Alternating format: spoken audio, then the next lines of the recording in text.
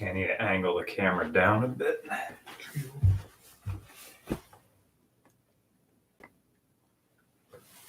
So I need tablet. How are we hearing this?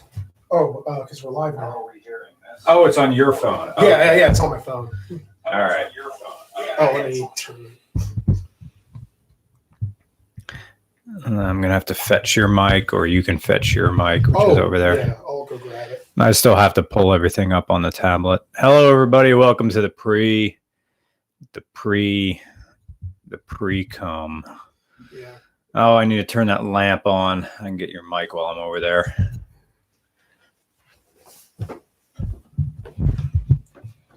Oh, thank you. Yeah. All right.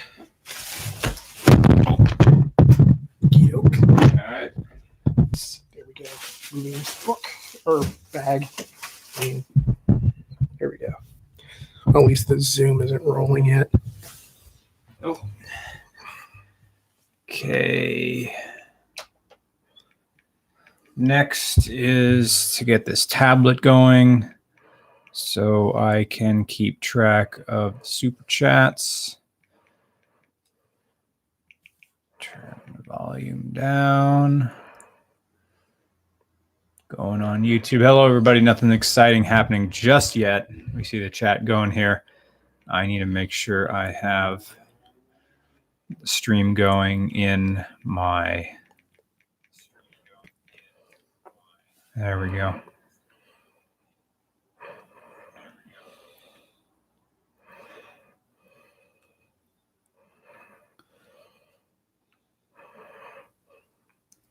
What is that high-pitched whine?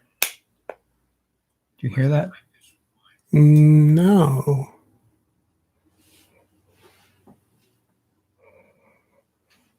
Is that the power supply over there making that noise? Oh, now I hear it. Yeah, that's it. Does it still make it if I unplug it? What just got dimmer? Oh, the webcam. What turned off? No, it didn't turn off. Sorry, because your body was blocking it. My bad. Oh, that's right, because the Zoom turned off. Yeah, that's right. There's only 4 spots in the power supply that the power supply can charge. 2 of them are just on surge. Anyway, I found that this power supply runs this for like 3 hours. Huh. At minimum, because it was still running, and I'm like, oh, I gotta leave. Plug this thing back in again. What did I need to get while I was over here? Are the mics on? Can everybody hear us? Are we audible? Oh yeah, now I got it. Because some people have said they can't hear. Oh yeah, they can. All right, cool. All right. You guys can hear us. So And and is everything coming through all right? I can turn this on here for mic check for. Yeah, everything is perfect. In the Zoom sounds fine on me. Yeah, loud and clear, they say. Right, okay. All right, you ready to do Zoom? No, wait. No super chats have come in, so none have. No. So, okay, so I don't have to keep track of that yet. They said Nick's a little louder as usual, and that's usually because I'm like on top of the mic, so I'm gonna get back. Oh, I can and just turn you down. Oh, all right. I just want to keep down on the amount of like stuff that you have to do in Audacity after this, like not make it as difficult as I pump ginger tea in this emptied Dunkin' Donuts container. But yeah. Okay. All right. Ready to hold for sound? Yep. Pressing record now.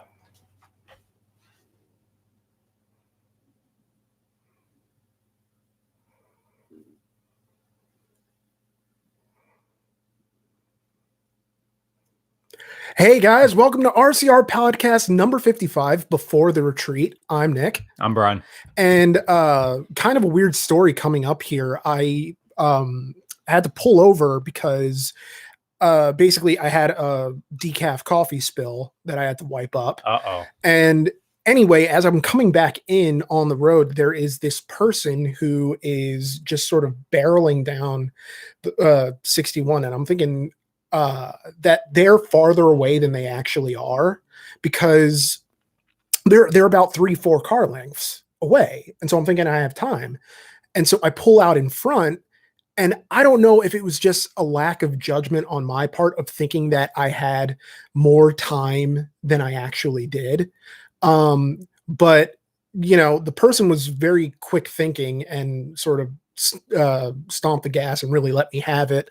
And I totally deserved it. Like, I felt lousy after it, of like, come on, Nick, you know better than that. Like, you're not a more, like, it was literally one of the dumbest things where I think that I'm, in the clear, and I'm not. Like, I'm possibly the worst driver to have never had an accident. Like, it's just all sheer luck at this point. But yeah, I kept thinking, like, if I see this person, like, I kind of want to like track them down and fill up their tank. It was a Silverado. I don't know where they are now, but I'm also in this weird place where as I'm coming here, as I'm getting closer, the opposite pretty much happens, where it's the other person's fault. And so I get sort of this taste of my own medicine. And there's this just, I don't know, it was chaos. And so I was a little jittery, just because, I'm made of wobbly nerves anyway. So it's not exactly fun to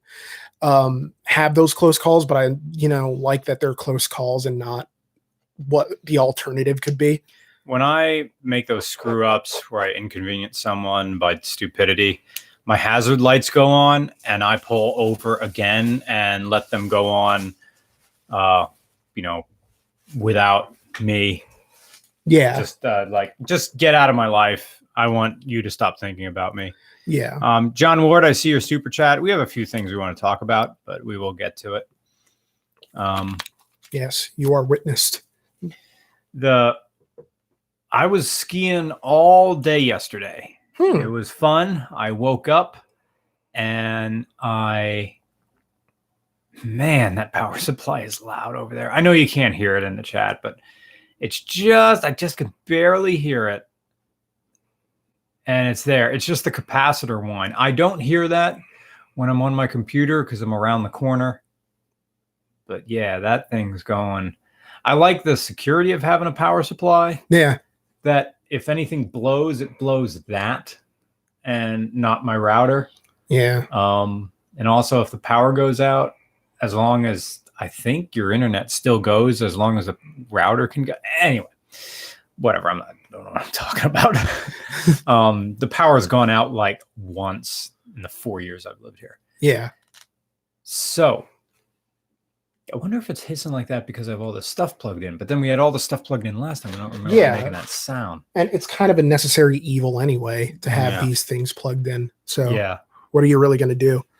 So I skied all day yesterday, and someone asked, "Does Nick ski or anything like that?" And I wanted to say like a resounding no, but you could maybe get it. I think I could if I dedicated myself to doing it. It's just that it's not a question I've ever needed answered. Like it's not, it's not a desire that I've ever really had because I'm not a particularly big fan of being cold. But also I'm not, and this is going to sound weird, especially to someone who reviews cars for a living. I'm not a particularly huge fan of speed.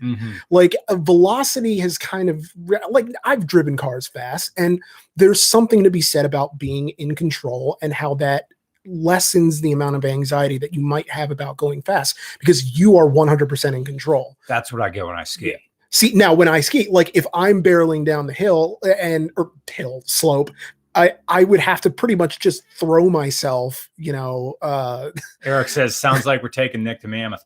It would be easier for someone to learn to ski out west because the snow feels different than it does here. It's all fluffy and soft.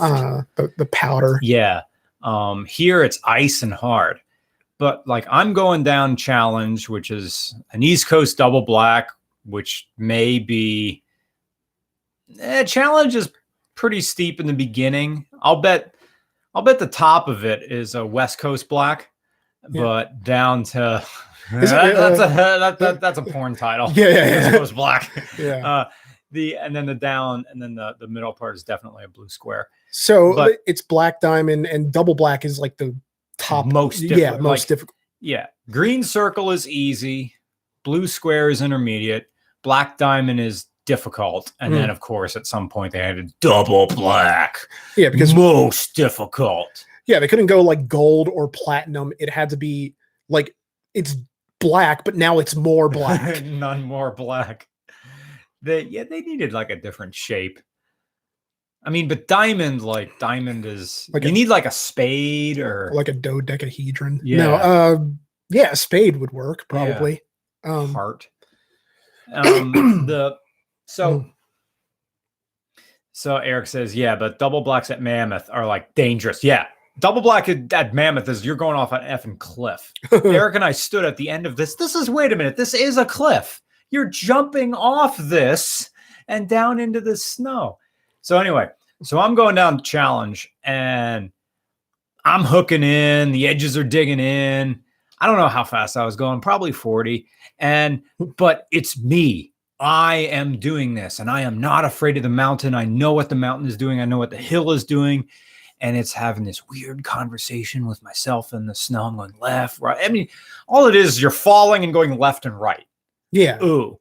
But you're going really, really fast. And it's like doing a half squat the whole time, just kind of bouncing on a squat, like at the gym. That's where the exercise comes from. And you're doing it for like a solid 3 minutes. So, okay, that'll get some leg burn doing that. And when Eric Pedersen and I were out in Mammoth, like the East Coast hills are pretty small. You can get down them maybe like the long ones are like a 5-minute run. That's pretty long. Yeah, that sounds like it would be an eternity to someone like me anyway. Well, let's see. I don't know distance and velocity. Average speed of when you're lollygagging around on skis is probably 15 miles an hour. 15 miles an hour in 5 minutes. Someone can do the math.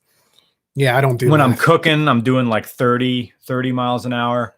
My record is 52 miles an hour in like a straight tuck down Razor's Edge.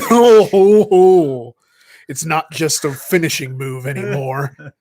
Who does the Razor's Edge? Razor Ramon. Oh, okay. Razor Ramon, Chico. But yeah. So I'm heading off for the retreat from Moscow next week, and I'm gonna run over the schedule with you guys. Be right back. Awesome. And I'll get my book. And I'm going to take a quick question from the One Kia. Roman, are you familiar with Super 6 Motorsports? They offer aftermarket parts for Ford V6 engines. I do not know about them, but I'm glad I know about them now. So thank you very much for the clue in, because I always love hearing about these types of things. And thanks for the compliment on the shirt, Dan Dunlap. And anyone else who's mentioned it, because it's a Red Dead Redemption 2 reference for a side quest that I don't think has a solution, at least not yet, unless they patch one in, because that's what video games are, is releasing a product and then just saying, oh, we'll patch it later. That there was a guy at one of the Mustang shows at Maple Grove Raceway who did up a V6 Mustang, and it wasn't like a gaudy one. They like got all the performance parts they could for a V6. And I like your engine. Yeah. So it's the Essex, I think. Yeah. And I think they were pushing nitrous oxide into it. So I don't know how much they were claiming to get out of it. Probably in the 300 horsepower range out of the Essex. So day one, January 29th. This is next week. This is what's happening next week. Moscow, PA. The launch site for Retreat from Moscow begins at 7 a.m. at AJ's Auto Center along Highway 435 in Moscow, Pennsylvania.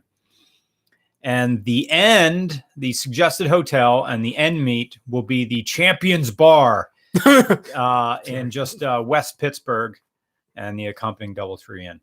So that's where the day one rally ends. Now they're going to send Nick's not coming along on that. It's going to be myself and Justin Lose and possibly Ivan, the filmmaker, who helped us film the Deuce and a Half.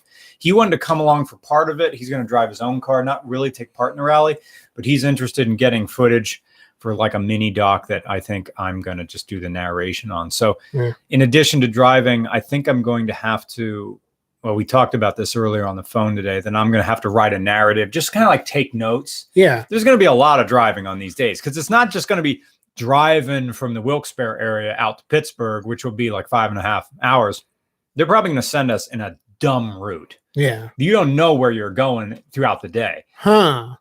I mean, last year they sent everybody, like, first you got to get to Pittsburgh, but first you have to go to Ocean City, Maryland, and then double back to Pittsburgh. Eesh. Ew. You have to go to the Atlantic Ocean and jump in it.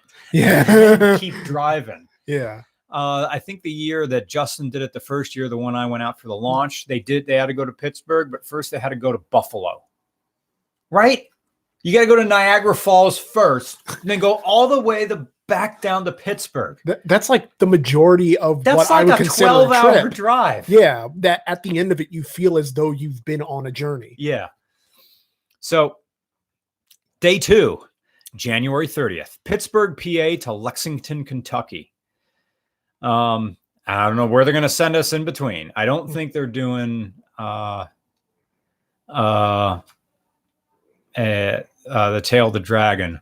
I think they're sending us to, there's like some museum, I think. At some point, we're going to get concourse judged. Oh, yeah. The car, if you haven't been listening to previous podcasts, the RCR car, which will be provided by Justin Lose, it's his car, is a 1988 Yugo GV. And I think he's putting a head unit in like in the next few days. So we may have music to listen to because it had no radio. Oh, very nice. We thought we'd have to take like a Bluetooth speaker along and keep it charged. Day 3, January 31st, Lexington, Kentucky to Nashville, Tennessee. The day end meet is going to be a place called the Tin Roof in Nashville, Tennessee. And all this stuff you can go if you go to the 24 Hours of Lemons. Oh, and there we go with F. All right. Oh, for crying out loud. All right.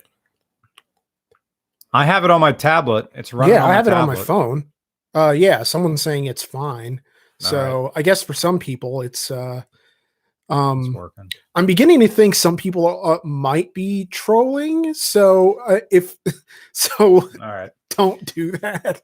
But it's just going to interrupt the flow of things. But by all means, day 4, Nashville, Tennessee to Leeds, Alabama, the finish line. The finish line is Barber Motorsport Park in Leeds, Alabama. So I do not like, that's not where the rally ends for Justin and myself, because now we're down in Leeds, Alabama. Now we got to get home. Ugh. So we got to drive from Leeds, Alabama to to Columbus, Ohio. That's like 9 hours straight up if we take the highway. Damn. I, at that point, get on a plane in Cincinnati because I don't want Justin to have to drive me all the way back here and then drive all the way back to Pittsburgh where he lives. Nor do I feel like driving out to Pittsburgh, sleeping on his couch, then driving with him all the way back here, then doing the rally, then get and realize that we're done. And I still have to, there's something about me making that Pittsburgh run now that just makes my skin crawl. Yeah. It's kind of the automotive equivalent of the scouring of the Shire, which is the epilogue of sorts to the Lord of the Rings, in that after they destroy the ring in Mordor and everything seems to be fine or whatever, then there's this whole other part of the book where they get back home and it's all been taken over by like the orcs and crazy people and all this other mess. And so now it's all this other conflict that feels like a slog because you've reached the logical endpoint of the story and it keeps going. But yeah, someone asked, you need to get that Fiber One sponsorship. It's something that I completely like forgot to do, that I didn't think. Well, we got that rejection letter, right? Well, yeah, like it was something that I didn't think about until too late to do. I did it in No, I did it in October, and they didn't get back to me until the end of November. And then they were mentioning it was listed in a very polite way of saying that, we appreciate, how you support our product and enjoy our product, but this isn't something we really invest in. And then it gives this sort of reference to other things that they do invest in, I think, of like, we as a sponsorship thing do. I don't know. I don't remember the letter. I really don't. I didn't print it out. It's a rejection letter. I've gotten those before, so it's not new. Anyway, so I get on a plane in CML, I think this is the airport code, and I fly to Philly. And then I'm doing something I never did, is taking the puddle jumper from Philly to Allentown. To ABE, that little airport, that regional airport in Allentown. The one that, yeah. So it's like, okay, because for me, as a kid growing up, Allentown only ever had 3 things. It had that bus stop diner, where all the buses stop. For New York City. Yeah. The one in Hellertown. Yeah. And then it had Dorney Park, and then it had that little tiny airport. That was basically it. Did you ever fly out of that airport? No, but I also was not in the habit of being in downtown Allentown as a kid. I was always around on the outskirts because for the most part, it's just, that's where the stuff is. Yeah, it's where. I don't know what's downtown. I've never had a reason to go downtown Allentown. I always go right past to like Bethlehem, which is cooler. Sorry, downtown Allentown. You do have you have the Phantoms, and which is like a hockey thing. Oh, side note on hockey. When I was skiing yesterday, I met 2 fans, and we skied, and we had a great time. And I thought, okay, these guys, one guy, Mark, was a pretty good skier. He could go down anything. If I critique him, he's a little bit wobbly, but he only skied 8 times in his life, and he was already going down double blacks, so he's pretty good. Damn.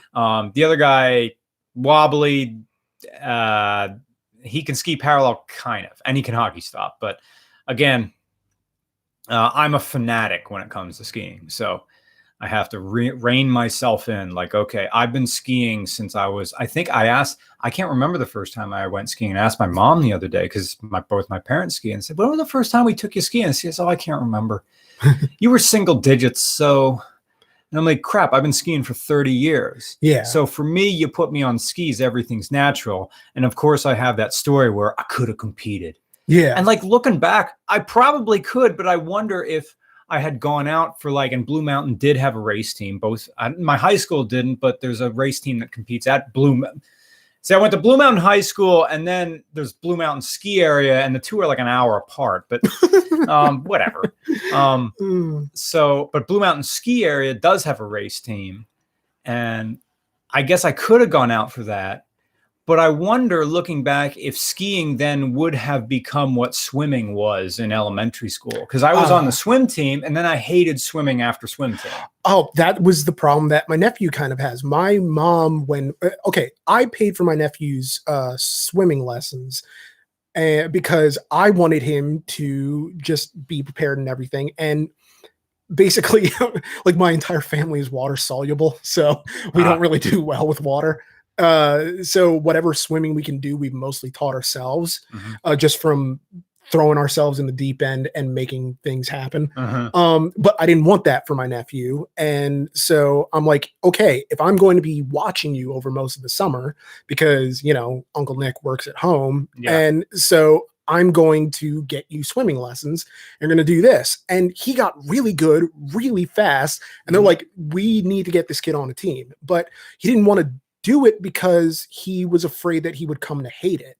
Like, and this is him at like 6 years old, being like, that's totally insightful. Yeah. He's like, I don't want to do it because I just know me that I'm not going to like it anymore if I have to do it. That's like something straight out of a Calvin and Hobbes comic. Like in the summertime, like the panel of the Calvin and Hobbes comic was, they were looking at bugs and like, why does it move like that? I don't know. Let's go to the library and find out. And they start running. Calvin goes, wait, it's summer. I don't want to have to learn things. And Hobbes says, it's only work if someone makes you do it. You're like, oh yeah. And then the next thing is them looking at books and going, cool. Nice. So, but yeah, it's only work if someone makes you do it. But I mean, I think, well, how did you feel about marching band? Because that was something that, well, did you enjoy doing drums before you did marching band, or was it marching band and then you kind of found an affinity? I was banging on pots and pans like a Rockwellian image. So my parents got me this old Ludwig drum set, and I banged on that. And then they signed me up for drum lessons. I hated every single one of them, but marching band got woven into your social life. So I never really liked band camp, but I loved competing and I loved the feeling of being on a team, that tribe. Yeah. Like, this is my crew. I was never in any team sports, but this was a team. We all get on our bus, we all put on the uniforms, and this was some community bonding thing. And if it wasn't for that, man, I would have been one depressed kid. It gave me serious direction in high school. Yeah. Because that's all I cared about was English class and marching band. But I hated practice, and that's why I stayed on bass drum. Not that bass line is very important, but if you're good, you get on snare and quints. But God, it was all tough. That weird stuff that happens in marching band, they say. Because for me, it was theater, and that is kind of similar to the stories that I would hear about marching band, and that marching band was far more crazy and over the top than the theater kids, who were apparently all like sleeping with each other and all this other stuff. Band kids are the same thing. Yeah. The weird thing with the band kids is that we follow the football team. And so football games end at night. They go like in the beginning in like September, late August, September. It's still light out when the football game starts. Yeah. But then the lights come on and the game ends usually like 8 p.m., 9 p.m. Now you're at an away game and you have to get back on the band bus, which somehow a regular school bus becomes a band bus, even though it says it's just a school bus. Yeah. So you get back on that thing. And now it's the half-hour drive home back to your home school to unload the band truck, which is usually just like a rented truck or a U-Haul or a Penske truck, or maybe if your school has a few dollars, you have your own dedicated box truck for the big heavy instruments, the marimba, the concert bass drum, the gong, because you got to incorporate, tam, and the timpani, hauling the timpani on the thing. Anyway, so you got a half an hour bus ride in the dark with all your friends. And it's a co-ed band bus. And that's where I felt the first boob. And actually, that's all I got. All I really got was, second base. Yeah. I was which is funny because the bus was number 2. That was the number. It was number 2. It was like bus 2.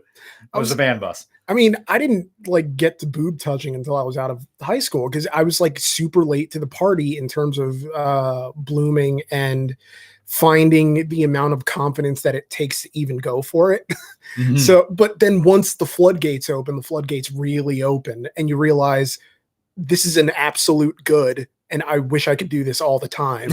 But realizing that it's going to be, tough times. Some guy says, I got licked around the face. Which is like, that's a band move right there. It's like both people pretending to know how to French kiss. Just I know how this thing looks. Well, it's funny because that's one of the things where, I felt reasonably like, it's awkward when you're a teenager trying to like figure out how to kiss and what actually works, and not make like a mess of each other's faces.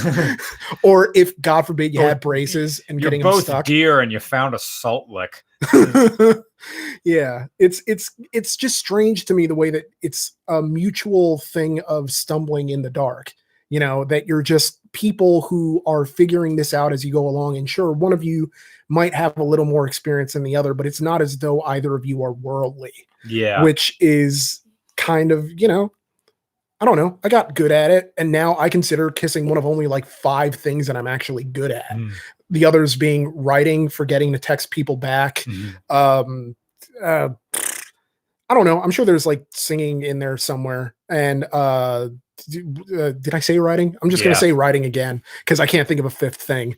I am going to get some Boilo. I already drank half a glass of Bailey's. My parents have a whole bunch of airport bottles at their house now. I think they got some some sort of gift that came with a whole bunch of sample bottles. So I've been drinking like one little Bailey's ever since Christmas, because my dad likes his wine. I think I said this a million times. My dad likes his wine to taste like bubble yum. So it's that type of sweetness. I can't stand wine like that. I can't do, those dessert wines or those. I need like a good, like rich, nutty red. Yeah. I don't do white wine either. I don't play that game. Yeah, white wine is like a headache for me. Honestly, I'd rather just have like a whiskey or something. Like that. Whiskey's fantastic. We have to get back into that then one of these days. Speaking of, I'm gonna get some Boilo. But like the big reason now that I'm just gonna keep talking, like why I haven't been drinking anything is because now I'm on a Z pack instead of just the cocktail of pills and antibiotics for the sinus infection, because the antibiotics didn't work. So now they have me on a Z pack. So obviously you can't drink when you're on any of that. So it's just weird. That's why I sound like a little hoarse. I think I sound hoarse. Maybe I sound fine to you. I have no loving idea. But also, I guess I'll take the time that it takes for Brian to get back to just mention that Oscar nominations came out, which is like my Christmas morning every year, just because I've been Oscar watching since I was 12 years old. This is my 21st year of doing this.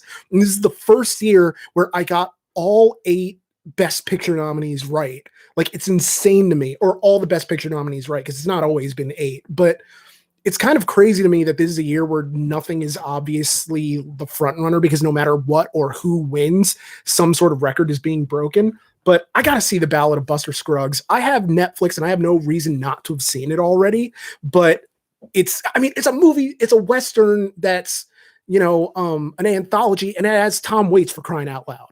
Tom Waits in an acting role, doing his thing. Yeah. And it's just, it's the Coen brothers. You can't really go wrong there. So yeah, it's good times.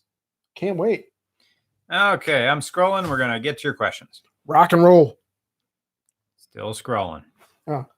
Also, I'm scrolling all the way up, and I'm getting to find the first one. Also, I bought this. It was on sale at Target for $25. What is it? It's a Final Fantasy Ultimania, which basically is the equivalent of one of those lore books that you always get that explains like the backstory of everything.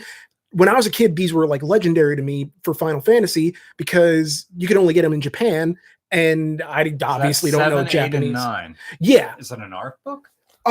This is heavy. It's a mix. Well, normally they don't go in like a bunch, or the Ultimanias in Japan, like the original ones, would just cover one game, and I don't think they would be that size.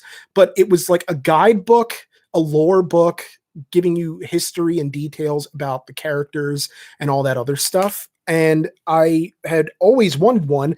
I didn't even know they'd been brought to America, much less to Target, much less on discount.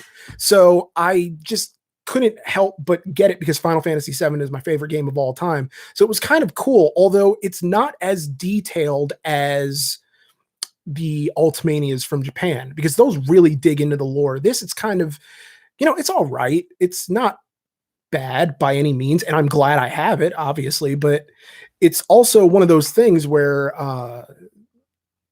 I don't know, it's not the same as I was expecting, but hey, I still like it. So, life cool. And such. So starting at the top, John Ward, what crap 90s car will be the first to go extinct?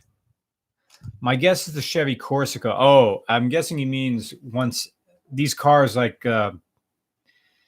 when he says extinct, does that mean like every single example of this car is just destroyed? Huh. It has to be something completely unloved. You know what I'm having a hard time seeing, and I didn't see a lot of, even at Carlisle, even at all the Carlisles,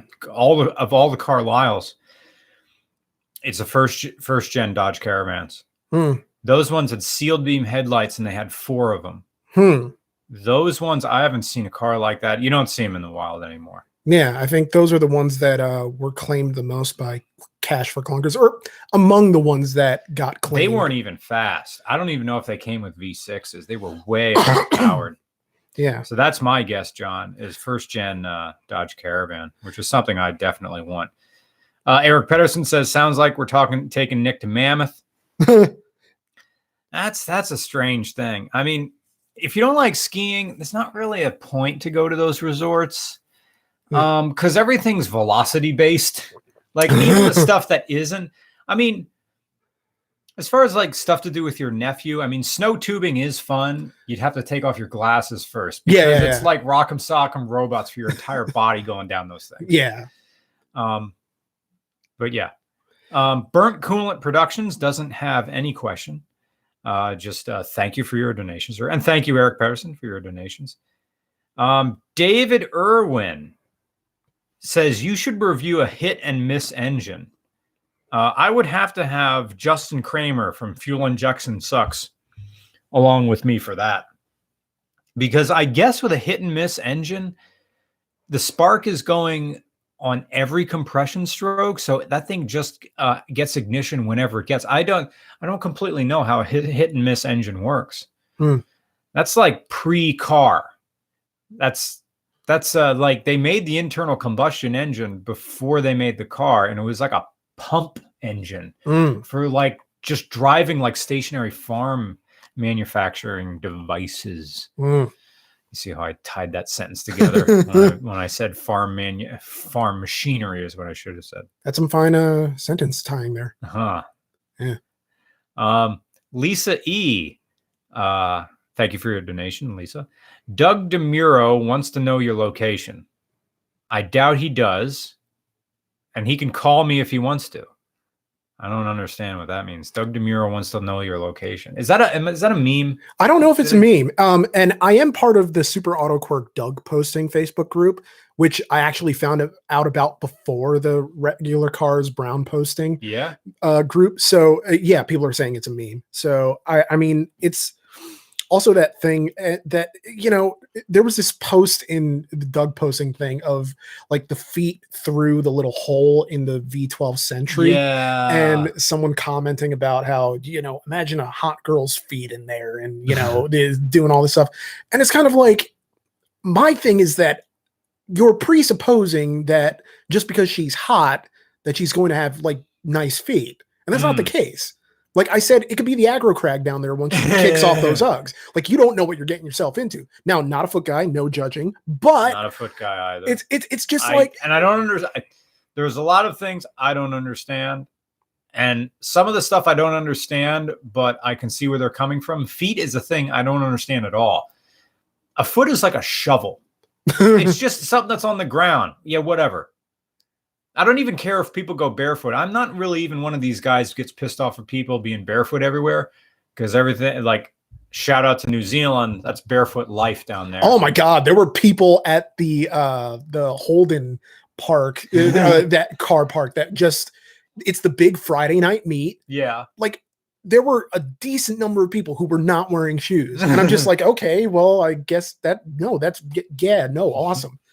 The shout out to Juliet Johnson, who got some legit pills, because the door to she has a horse trailer, as you do when you own horses, and horse trailers are hinged at the bottom.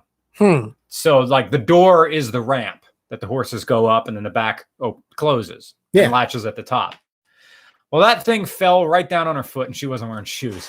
So she showed a picture of her foot like swelled up. Now she got some pain pills, and she just I said to her, be glad you have national health insurance, because that would have been like $1,000 bill to just get your foot bandaged up and then get like heavy pain meds and stuff like that. But I'm also wondering to what extent being barefoot all the time sort of develop, to take it back to Lord of the Rings, they always explain that hobbits don't wear shoes because their feet have these like thick shoe-like calluses from never wearing shoes ever. And I'm wondering if it's like the same thing of like, if you just never wear shoes, is your foot less susceptible to the type of debilitating injury that yeah.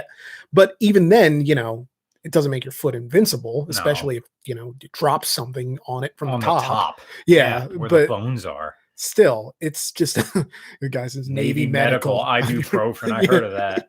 You shouldn't really take a whole lot of ibuprofen. That's a non-steroidal anti-inflammatory. Yeah, I mean, it's good if stuff's swelling, but you're really not supposed to take a lot of that. I think if anything, if you have to take a painkiller for an extended period of time, I think it's just plain old aspirin.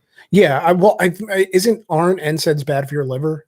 After a while, and it's that NSAID, that's also acetaminophen and Aleve. That's Nax is something sodium that's bad for your stomach lining and stuff like that. That would explain a lot of the problems I've had. But then it just Aleve fucking works. Yeah, Aleve is really Sorry great. For swearing. I know we got to cut down on that. Yeah. Well, I don't actually know that. But Bob asked, "Did you see Life of Boris?" Yes, I have seen Life of Boris. What PA version of that channel would be like? And he did How to Slav Your Car, How to PA Your Car. Well, first you need a pack of Black and Milds, and you need a Gears iced tea container, and somebody made a little adapter so you can have your pint of Gears iced tea in your cup holder, because it's a square carton but goes into a round drink holder. So they made an adapter for that. You'd have to almost have like a printout of your Facebook group for your local community. You need to have a dog that has mange. Mage is one of those things where like I just get the creepy crawly feeling like all over me when I see it. And because it breaks my heart for the dog, obviously, and it's just you need to have a permanent space saver donut on the car. And thank you for your donation, Bob. Mary Elizabeth Bauer says, "Love the show, just saying hi." Thanks, Mary. Mary, which is a Slackers song. And providing proof that women do indeed watch our show. Yes. Welcome, one P. Melling 2293 says, "Mr. R, have you read this is another book I haven't read. Or did I read it? It's gotten to the point where you're not sure if you read something or you didn't. What was it? John Flowers, The Collector. It sounds really familiar. Yeah. And but The Collector. I'm going to say The Giver at many different times in my life. Yeah. Everybody had to read The Giver. Yeah. It was one of those things where, if it has a Newbery medal or some kind of like, Maniac McGee was better. I was a fan of the Super Fudge series myself.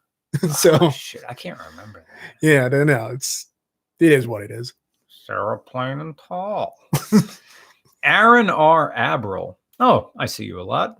Thank you very much. Thank you. For $6.90. Nice. Can't stop reading Anthony Bourdain essays and stories since his passing. What are y'all's favorite living? What are y'all's favorite living or recently deceased storytellers? I like. Okay, let's go with very recent stuff. Living. I'm gonna go with. Oh gosh. I know who. Gosh, the Machine. Comedian. He was on Hot Ones.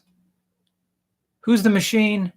I can't remember. It'll come up in the comments just in a second. Yeah. Living. Bert Kreischer. There we go. Yeah, I never would have gotten that. Yeah. Storyteller. Yeah, Bert Kreischer. Bert the Conqueror.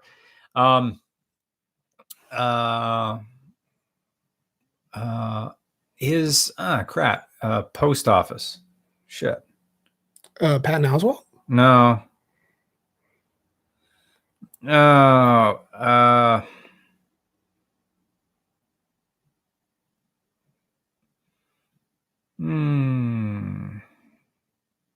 Turn into my dad. Well, big ones for me are Joey Diaz. Bill Burr.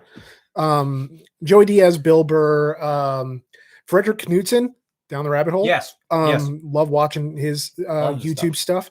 I mean, storyteller is a sort of strange thing in this day and age, because I think a lot of the storytellers in the modern sense are either podcasters or stand-up comics. Yeah. So back in the day, you could get an entire thing out of.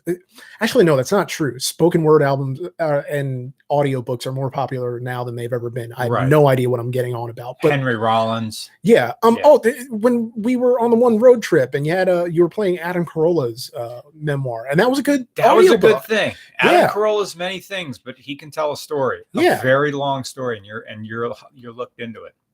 Yeah, you can spin a yarn. So yeah. And as far as dead, I mean, like the obvious ones like HST. Like Hunter S. Thompson, and I'm still balking on the guy who wrote Post Office. Oh well, the book. It's just called Post Office. Ham on Rye. No, Charles Bukowski. There you go.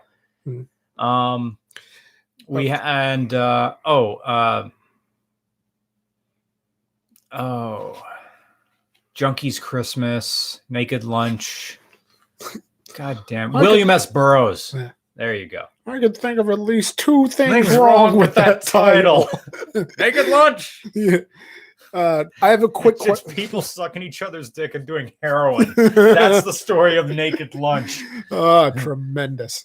There's a quick question from the regular chat from earlier that is, do you sell a large bucket hat? I have a very big head. No, we only have the regular medium-sized one. I'm working with Justin Bernash from Prime Driven to get a real regular car review store up to consolidate everything. And when that comes around, we'll get extra large hats. I ran into that other night because Tony Airlines, who needs to come back on the podcast again, also has a very large head. When we took him skiing, like, you need a helmet. Here's my old helmet. It's an extra large. It'll fit you. It didn't. It doesn't. No. And this is the part of the issue of this happens with my family too. We all have abnormally large heads, but mine more so than just about anybody else in the family, in that there were activities as a youth that I couldn't do because they didn't have helmets large enough. They would give me an adult helmet and it wouldn't fit. When I was born, they had to measure my head for like water retention or whatever. I don't know what they even did, but at first they thought there was something seriously wrong with me because the baby's head is not supposed to be that big.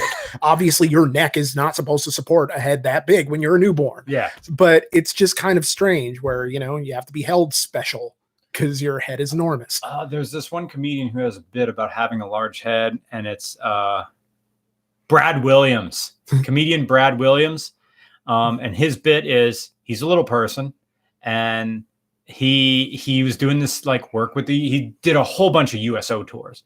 Like his comedy routine, like is another really good storyteller. Yeah. A lot of it, like, I feel weird. Like a lot of his comedy is based around being a little person, but what else is he going to talk about? It's like all the normal stories you normally go through as like a comedian, but now you're also 4'1". So, and that's your unique experience that you can provide insight to. So why not talk about it all the time? He has the story about, like, do you want to ride in a Black Hawk helicopter? I'm like, hell yeah, I want to ride in a Black Hawk helicopter. And they said, well, you need a helmet. I'm like, okay, give me a helmet. And I thought because the rest of him was little, that his head would have been little. I was like, no, it's the opposite. It's like they didn't have a helmet big enough. So the helmet just sort of the way he describes it is it just hits on the top of his head. And I don't know if I'm doing a bad thing. You're not supposed to do a comedian's bit, but like he already had his special out. It's been told. Yeah. And he told this story about how there is a little step ladder that comes out of a Black Hawk to get up, but it wasn't enough for him. So he told the one Air Force guy, like, I'm sorry, bro, you're going to have to chuck me in. And he said the smile that grew on this man's face, realizing he's about to throw that's the way Brad Williams said, he's about to chuck a midget. Yeah. It's like, you could have grown. It was something like he said something to the tune of you could have grew a field of rainbows with his smile. And he says the guy didn't just toss me in to the other guy who's waiting with his hands out. Yeah. He did the one. Anyway. Yeah. Brad Williams, amazing comedian. If he's in your town, go see him. Oh, and another quick one from the live chat. Someone asked if and this is related to the sort of marching band or extracurricular activities, of if I had any good drama stories from high school. And I don't, except for one where, and I think I told this story on the Smoking Tire once before, but basically I was in The Sound of Music, cast as a Nazi chasing Taylor Swift off the stage, which is one of those weird surreal things where and I ended up getting violently ill so that I couldn't end up actually performing in the show. But I did all the rehearsals and all that other stuff. And so, like, to me, like, Taylor Swift would have been 12 at the time. Right. Yeah. So, because my high school was a junior high to senior high. Yeah. So it was 7th to 12th grade. So it's that weird thing where, you know, my memories of her are just as this like awkward kid. Yeah. So that it's surreal to the point where, like, okay, maybe you think objectively that she's attractive as an adult, but like in my head, I can't get there because I remember her, what she used to be like in a vague sense. So yeah, this was before. She was just like this 8th grader. Yeah. Well, not even, I think she was a half pint back then. So she might've even been younger than 12. Half pints were people from middle school that were bussed in for the high school shows when we needed child actors. So yeah, it's just that strange thing where, like, yes, I went to, yes, like 2007 Toyota Camry. Nick was in the same school as Taylor Swift. Yeah, and so she, granted, but he was a senior when she was like in 7th grade or something like that. Yeah. So okay, but still. So she's like the most famous person that's ever come out of my area, and so Missing High. Yeah, Missing School. Yeah, and it's, well, I mean, in Reading, period. So it's like the same idea that it's this thing of, you know, I would sort of have to walk around with this huge Nazi sash on my arm, and we would do previews of the shows on afternoons, like the assembly, which is a preview to get people to generate, you know, ticket sales and stuff. And so it's just that strange thing where you're walking around school through the hallway and you're wearing like a Nazi sash. It's just strange. And I'm like, granted, this was like 2003, two.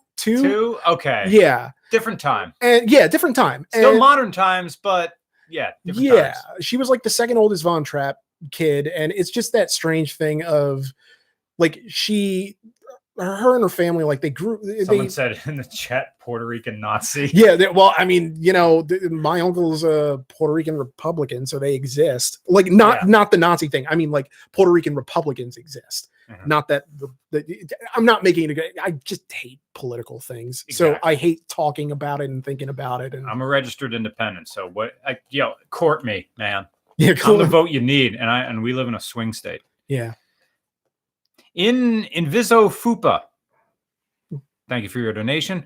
RCR should be sponsored by Hams. God, I'm getting Hams. No, I'm starting to get. No, Hams. Sorry, I take a sponsorship from Yingling, but Hams. Of course, I take a sponsorship with Trogs ahead of Yingling. I even bought a 6-pack of Troganator. When I knew it was, when I thought we were going to get snowed in, bought a 6-pack of Troganator, had myself a time. Great big handfuls of nothing happened when they were predicting this huge storm, and there's just, you know, a light dusting, some rain. There was like a risk of a flash freeze. Yeah, but other than that, it's JC Edo or Jace DDO. No question, but thank you for your donation. Oh, there he is again. I just read his previous one where he just, no question, but now he said, roads in Moscow are garbage. Hopefully clear, be raw. So, Moscow, PA. Yeah, that's straight in the whole Scranton, Wilkes-Barre thaw, freeze part of PA. Julio Iglesias, love the name. $5 Canadian. It's a question for Roman. Does Roman want to drive my 2014 Mustang GT? It's an auto. I don't have the self-esteem for Mr. Regular to drive it. I didn't even know they made auto GTs. Yeah, I thought all the... they were all manual. I mean... Well, I guess the GT is the base V8. And above that, there's GT, this, that, and the other. Yeah. So I guess the base V8, they'd offer with a manual for sales. I mean, it's not that I can't drive manual. It's just that I don't trust myself with someone else's car enough doing manual to where, like, I don't want to ruin your clutch because I'm a very, I never really got the propers of how you're supposed to do. And it's more or less being self-taught, learning on the job, that type of thing, where, it's just that, and my anxiety being such that that's why when we started, I would very rarely ever drive the cars because I know how to drive manual daily driven. Yeah. It's just a matter of, I just don't care enough to want to do it because I feel like there's this. I need to buy you like a $500 car with a manual in it that if you break it, who cares? And just have that. Well, mine is always more about putting other people in peril because obviously from the start of the sort, like I'm bad enough on an automatic with almost causing accidents, much less when I'm trying to go through the gears. But yeah, it's like, I guess you're supposed to wear out clutches, in a way that's your clutch is not going to stay pristine forever. A clutch plate, the stuff that does the grabbing between the engine and the transmission, is pretty much the same material that's in a brake disc, that's in a brake pad. So they wear out over time, just like brakes wear out over time. Now, if you're gentle on them and you don't ride them and you don't slip them too much, like I think the brake, the clutch, which is if you take them apart, some have multiple clutch discs, some have like motorcycle clutches have like, I don't know, like 8 discs in them. I think cars maybe just have 1 or 2. I've never honestly taken the clutch out of a car. I should do this one of these times. Anyway, but then the clutch material in a car is much greater than it is on a bike. Anyway, of course, clutches on bikes are usually mechanical. Sometimes they're hydraulic. Anyway, I'm getting ahead of myself. But they do wear out. But the clutch on as far as I know, the clutch on my 04 Forester with 183,000 miles on it is still original. Workforce 520. Hey, the guy I'm going to meet in California. Hello from inside a Chevy Impala. Hello from inside a Chevy Impala. Charles. Thank you for your donation, and I'll see you in LA. Scrolling on. Inviso Fupa. Second channel idea. Regular boob reviews. I mean, they're pretty great, but there's no way that you can really do that. Yeah. That seems more like something that would have flown on the late Comedy Central show review, where it was just reviewing experiences. That'd be like Classic Man Show. Yeah. That's a show they could never do again. No, that would never happen today. Yeah. Man Show Boy. They had the Man Show Boy. And he's just selling beer out of a lemonade stand. The shit they got away with. And that was only like, I remember watching that in college. That's early 2000s stuff. Yeah. And it was the launching pad for Jimmy Kimmel and Adam Carolla. Yeah. And so it's just this, I forget who they replaced him with. The guys. Rogan did it for Rogan and some like DJ named Stryker. It wasn't the same, and I think even a lot of the writers left. Yeah, that sounds like bad times once someone sort of leaves and takes the crew with them. Yeah, it's just not really. Wyatt B, thank you for your generous donation, Wyatt. Hey guys, there's quite a few of us brown posters in the Detroit metro area that would love to have you guys come visit. There's Radwood in September. And we have some wonderful brown and craft beer. Is Detroit where the Woodward Dream Cruise is? Don't know. Good question. People in the regular chat, because I'm too lazy to Google and risk having dad technology happen with this tablet. Is the Woodward Dream Cruise in Detroit? Because I have that marked on my calendar that I've never gone to the Woodward Dream Cruise, and Mike Steinberg really wants me to go, and I should really go to it. So I say I was there. People are saying yes. Woodward Dream Cruise is in Detroit. Yeah. So I think I'm going to be at the next Woodward Dream Cruise this summer. Nice. Blake Beals says, love the show. Any thoughts on the intro to the Spider-Verse? I didn't see that movie. Oh, Into the Spider-Verse is great. I mean, the really quick side of it is on my personal channel, Limited Time Roman. But that's I put out a video, I think, last week where me and my nephew ranked the Spider-Man movies that have been out, and Into the Spider-Verse is near the top. It's absolutely fantastic. It's one of the best Spider-Man movies, and it's even though it's asking a lot for people who maybe don't know a lot about the universe, about the idea that there are multiple spider people, and not even necessarily people, because there's Spider-Ham the pig, who was a spider who was bitten by a radioactive pig and turned into a pig.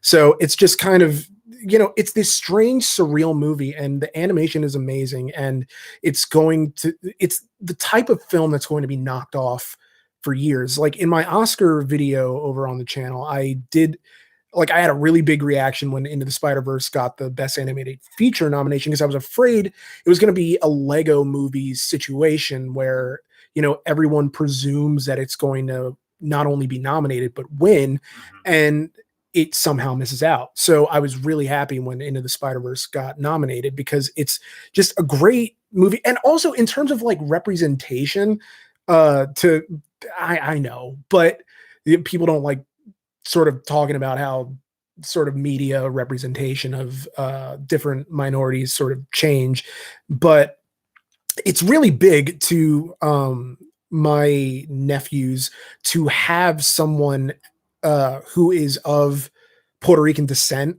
in a superhero, like Miles Morales. Like, he's half African-American, half Puerto Rican, but it's still like a big thing. And my youngest nephew is half African-American, half Puerto Rican. So that's even bigger for him, because he's literally just, that same demographic, and he's seeing himself, on the big screen. And you don't really realize how much that matters until you see it in a kid. And, because like for me, I didn't care about being represented on the screen. I didn't care that there weren't any, that there was never like a Puerto Rican Batman or any like Hispanic people in the Star Wars universe, except that weird guy who's Lando's co-pilot, who I still, in the Millennium Falcon and Return of the Jedi, he's like Nien Nunb. Yeah. And also the protagonist of, the male protagonist of Rogue One. Story? Rogue One. Cassian Andor. Yeah, he's and how am I forgetting Benicio del Toro was in The Last Jedi? So that's like a straight up, that's a straight up Puerto Rican in the. What drives me? But he was just like, when I saw Benicio del Toro, I'm like, there he is. Yep, that was a him. moment. Now, granted, the Han Solo was just me going. The Han Solo movie was the first time I checked the watch, different watch, because I had the dad watch on, hit the Indiglow to make sure I could see the time. I checked my watch in the Han Solo movie. So I was never invested in any of those characters. Yeah. After about 10 minutes. But the second I saw Benicio del Toro, I got happy, but then I was also taken out, because right there I'm back in the guy is a scene stealer. Yeah. Everything he goes into. Yeah. I mean, he's one of the few to win an Oscar for a completely foreign language role. Ooh. And What's that? He won for Traffic. I saw that in the theater. Yeah. That was a dense movie. Yeah, it was. And but I kind of loved that. I kind of kicked in that like washed out visual style. That was the thing about that, because that was like late 90s or early 2000s. Yeah, it was like it was nominated for Best Picture of 2000, but the ceremony was in 2001. Right. So And that was during the age when it was before high def, but everything was starting to get slick because that was right after they started remaking the Star Wars movies. So everything was kind of getting glossy. And here comes Traffic way before before people start washing out. And again, I like how I forget the recent movies that have come out in black and white. Oh, Roma on Netflix is amazing, and it's up for Best Picture this year, and that's all in black and white. And I can't imagine that movie in color. Yeah. Like, because the cinematography is in such a way that, you know, it completely would change the look and the visual symbolism of a scene if you got the yellow of the sun again cast against like this group of characters embracing. It just the color being drained out gives it more of almost a literary significance to it. It also makes whatever you're filming timeless. Yeah. And that was a move that Bill Burr did with like his recent special. Just filmed it in black. Like it was color, but you just go in whatever editor you have, just desaturate the whole thing. Yeah. Because it's the difference is remarkable sometimes. That doesn't mean that making something in black and white immediately makes it better. Cue everybody's rap video they want to make. Yeah. Like, oh, here's a poignant moment. Let's make it in black and white in the middle of this color movie. Like, or like our noir video, but that was like a send up. And so it was supposed to, or like the student film video. Yeah. But it's not that I don't want to do that again. I still want to go back and do something in Millvale. Yeah. And like walking through Millvale on the way back from the Muncie trip, you weren't there, but I know it's just freaking cliche, but there were a lot. There was fucking manhole covers with hot air coming out of it. Son of a bitch. Yeah, and everything. I did this a few times. I'm making the 16:9 aspect ratio with my fingers. This would be good. This would be good. Because they had a lot of those narrow hallways and something in PA that you don't get in other parts of the country where you'll have row homes but you'll have those little because we went to Betty's the last film, we walked through that hallway between buildings, but it's an outdoor tunnel between row homes. Yeah. But it's not an alleyway. But yeah. And it's like cobblestone. Well, or maybe I'm just thinking of the church works, like the area around there of just cobblestone streets and everything. Yeah. And the way that the light casts against the buildings, it's almost like the buildings are Venetian blinds unto themselves that are creating these vertical or horizontal slats of light. Yeah. That's just in a weird way. I don't know. Like it's a very, small town mystery type of place. Yeah. But RCR, Noir Exposition, the movie. And it's just a whole bunch of talking about, Lady Luck being not on your side or being Lady Luck being a hooker you pay for, but you're like $5 short this time. It's which I think is from Max Payne, but it's also people make fun of Max Payne, but I like the writing. Yeah, no, Mike loved the game. The writing was as sweet as teriyaki. Crap, messed that reference up. Teriyaki beef jerky. Huh. Something you want to suck on and then chew. Yeah. Jerome Mayer.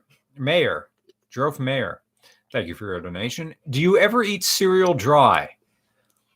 Yes. Sometimes there's nothing finer than reaching for a handful of cereal and just eating it, especially if it's something that has something in the middle, like the fruit in the middle thing I think that Post makes, or individual pieces of frosted mini wheats. Those I can go for.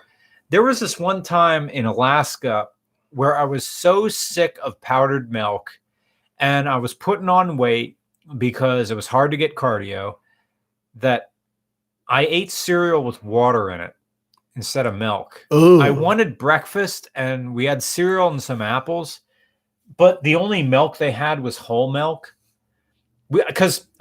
Everything in Alaska is, well, my job as a teacher, I was in schools.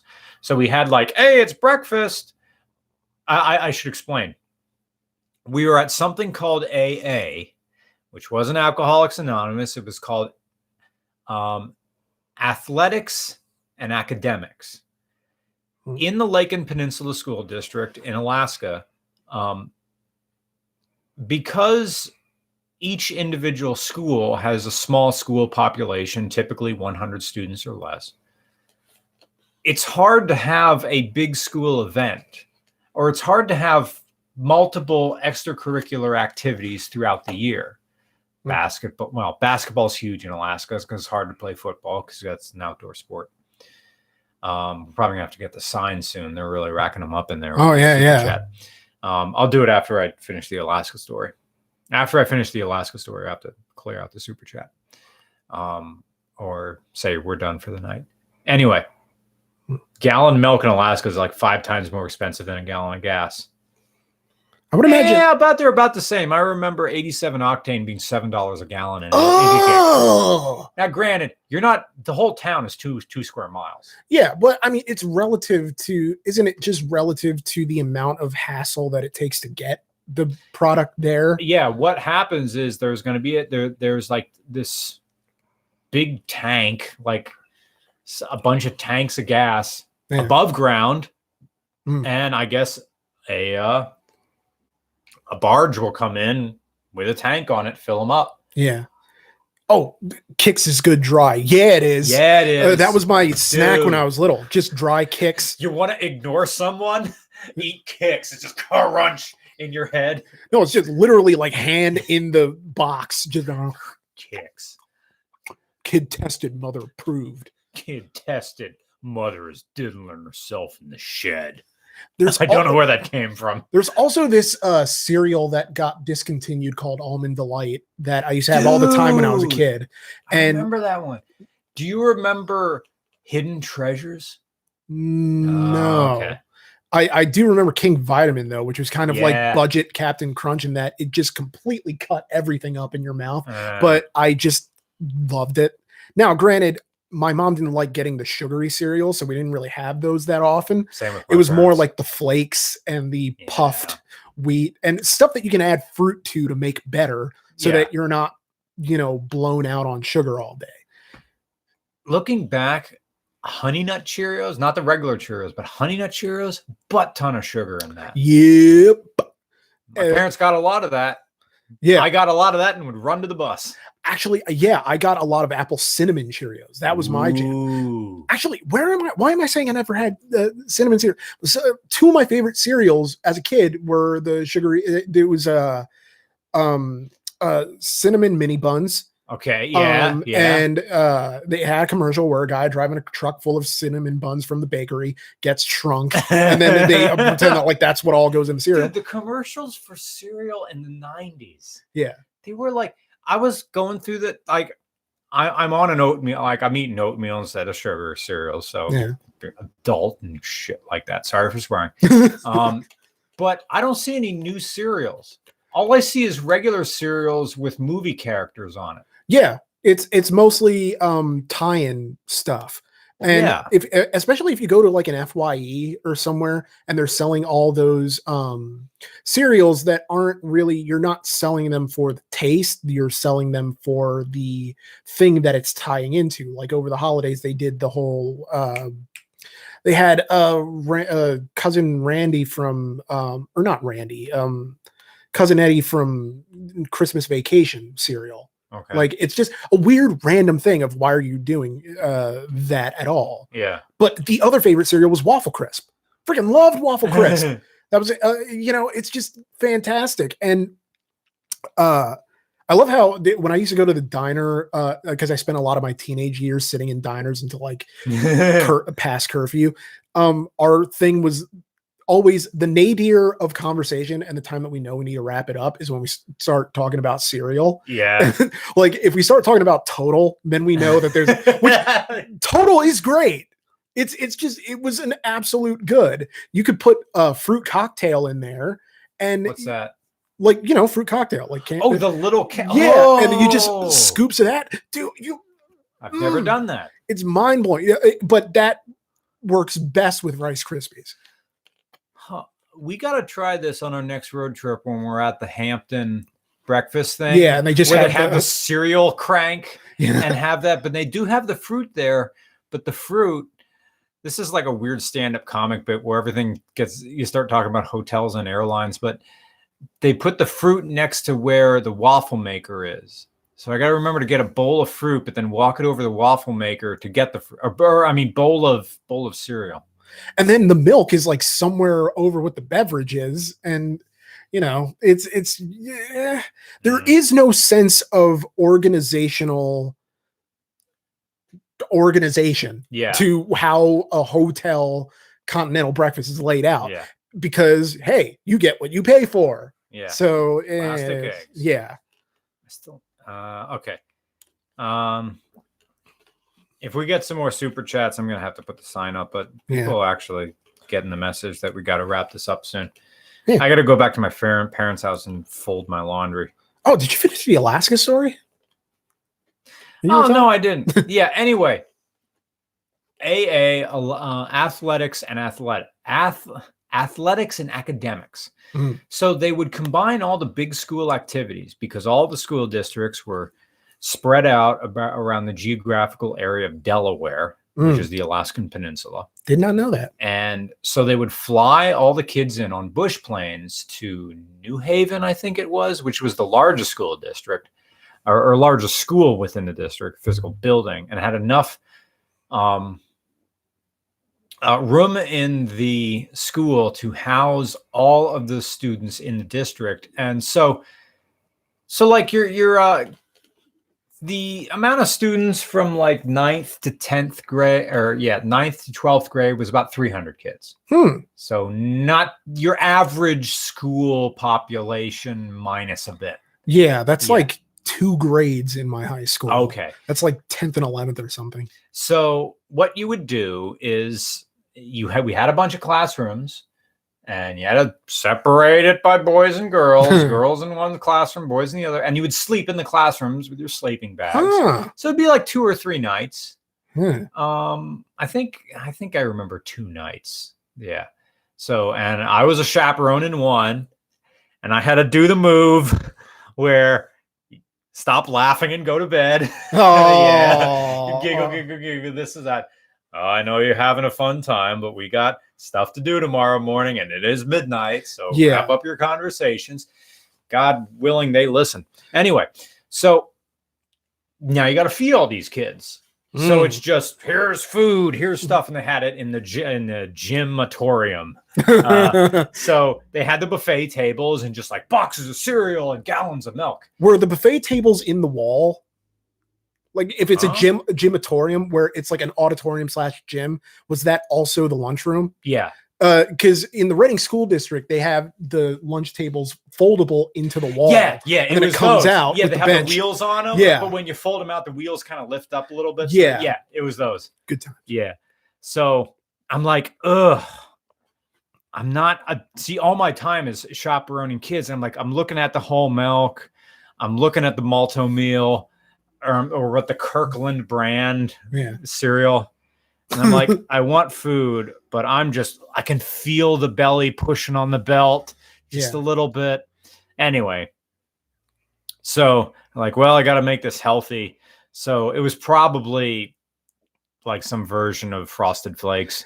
And I just ate that with water.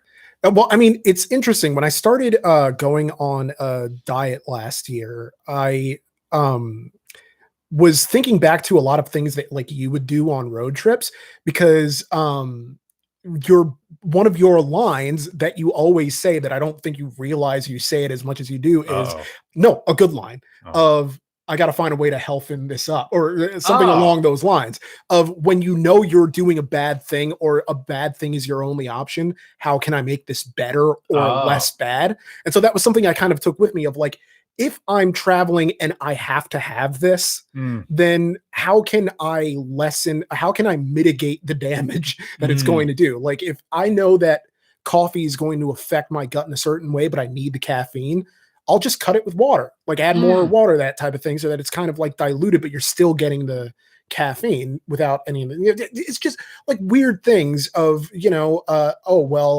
if I'm looking for something that I need a little boost of energy during like a super long shoot, well, they have those Fiber One bars at the thing. You just where were we where they had free Fiber One? It was the with the infused water, and where we were in Austin. It was a Hilton it was a Hilton Garden Inn. Yeah, I know the hotel you're talking about. Yeah. It's the one from the racetrack. It's absolutely fantastic. And that was the one where like the first time that we ever went to one, we thought the breakfast was free. And then we ended up having to pay like $21 for it. The first one we did that, it was on a road trip somewhere where we just sat down. I knew the one, now that I know if we're staying at Hilton Garden, they usually have a deal where you sign up online and you pay less. Because easily, I think like when we went to the DoubleTree, the LA West Side, Culver City, and we had breakfast, that was a $50 breakfast. Damn, that was an insane. I mean, but are you talking about the Eggs Benedict Cafe? No. Oh, all right. No, this was just a double. When we realized we were at the DoubleTree, was it a $50 breakfast or was it a $30 breakfast? It was something stupid because I realized, wait, this is the exact same food that's at a Hampton. It's just they're bringing it to us. Yeah. It's bullshit. So my thing is to avoid DoubleTrees at all possible, except there's 2 DoubleTrees during the Retreat from Moscow rally because they're the rally hotels. And the rally isn't so much about the cars that we're all in this together in our shitbox automobiles. Yeah. Wait, does February start next week? No. All right, because I think it does on Saturday. Yeah, because I forgot to announce that like while you're doing Retreat from Moscow, I'm going to the Philly Auto Show. Oh, okay. So I'm gonna do a video on that. I have no idea what I'm gonna what kind of video it's going to be, like whether it's just going to be commentary or if it's going to be like a car show thing of hitting like blah blah blah blah blah. But I've never been to the Philly Auto Show, and I'm thinking like, why have I never been to the Philly Auto Show? And then I remember it's because we're usually traveling, and so now I just happen to be here, and so I might as well make use of the time. Someone in the comment says it begins Friday, so it's very good. There could be, I don't know which days I'm going because it lasts from like the 2nd to the 12th. They don't have and this is us being. But they don't have a press day. Yeah, I noticed. It's just the auto show. Yeah, but I'm just stoked to get the pre-approval for New York Auto Show, which, I mean, I guess if you go a certain number of years, like they'll just send you in the mail of like, hey, you have been pre-approved for press access. Run out because I didn't answer that email. Neither did I, but I didn't even open it. It's just still sitting there, but I'm super stoked about it. I mean, I love going to the New York Auto Show unironically. Like I love conventions and being in those really big convention spaces and breathing in the convention air. And I got to hang out a lot more at the Rolls Royce or the place where they had the perfume machines to make their booth smell better. I don't know who it was, like Bentley or Rolls Royce or Bugatti or something like that. Well, I mean, I'm also thinking of making like a multi-day thing out of it that I just get like a hotel up there while I'm up there and go on one of the days where there's actually people to get a different experience. I was there when there was people there once. Holy shit. I can't imagine that it would be any worse than New York Comic-Con, which is like elbow to elbow, but it's a different crowd where I don't know that I don't know that people are necessarily stealing things at New York Comic Con, whereas here you get like people walking off with shift knobs and like all this other stuff. So I don't know. Someone saying no, don't do it. Like don't do the thing where all the other people. I mean I did a whole RCR story on the history of the New York Auto Show, and the last chapter was about all the violence that breaks out when the people are around. How there was a stabbing and all this other stuff. So like I don't know why I'm having this impulse, but it's a good networking thing. Like I like running into Patrick George. Yeah. And, all the nice, fine folks at various multimedia. Blake Wrong. It was great. Blake Wrong. We went out to lunch with back from a big East Asian trip. Yeah. And also bought a suit for like $12 or something crazy. I will never look. Shit, that suit he got. I looked at that. I was like, sharp. I could live to be 1,000 and never look that fly in anything. But this dude was just out there, like looking on a whim. Like, I'm going to get this suit. Amazing. It's been a while since I saw Blake Wrong. Hygelic says, what is your guys' least favorite car movie and why? Drive. Oh, you don't like Drive? Don't like Drive. as a car movie. Oh, I think it's unrealistic as a car movie. The beginning sequence with the basketball thing, that makes sense. But everything else treats cars. The fact that he drove in reverse as fast as he can drive forward, gear ratios don't work that way. I mean, I guess it's a whole bunch of Hollywood smoke and mirrors of trying to make all those types of things happen. Yeah. Mine is, I don't know if you could count it as a car movie, but it's pick any one of the Transformers sequels. Like not the first one, because the first one's all right, but like the rest of them are just, they're like automotive, just, drowning pool of where it's just all bombast and you're exhausted by the end of it because there's, now granted, Michael Bay says like he makes those movies for the 14-year-old boy who loves like big cars or fast cars and loves seeing explosions and hot girls and apparently has a huge boner for like military hardware. Like Michael Bay does. Michael Bay, he will and the climax of every Michael Bay movie happens at that perfect like twilight hour between, afternoon and evening where the sun is just so and the light is just like orange, and it's just that's every Michael Bay movie climax, and it drives me nuts, and it's all filmed the same way. But yeah, that would be my least favorite of the actual car movies. I'm neutral on Fast and the Furious when someone somewhere said Fast and the Furious is just Dragon Ball Z for cars. And I'm like, I'm fine with that. Yeah. Just like wrestling is live Dragon Ball Z. Yeah, it's real life anime. It's live theater that, that's pretty much what it is. Frank Snyder, no question, but thank you for your donation. Michael Weaver says, love y'all's channel. Keep up the good work. Please tell everyone to subscribe to PewDiePie. I don't know what that means. What's that meme about? I don't, I think because, I think he was like losing subscribers for some weird actually, no, let me not like talk about it because I don't actually know. I don't know what that's about either. Like he's making more money than I will ever see in my life playing video games. So he doesn't need the subscribers. I don't know that he does. Did you see the thing about the biggest YouTuber of 2018, the person who made the most money is an 8-year-old kid who made $28 million with his channel, reviewing toys. Wow. So like college, I mean, good on his him. house, he will never work a day in his life ever again if he doesn't want to. I hope he has smart parents. I hope so too. Well, I mean, it's not just the YouTube channel. It's the 8-figure figure got there because of endorsement deals. Like he has a line of toys that are sold in Target. So that's how popular he got though. And so, it's just, I don't even know. Imagine what it would be like growing up to have someone your age talking to you. Because we didn't have that. We had like weird adults pretending to be kids.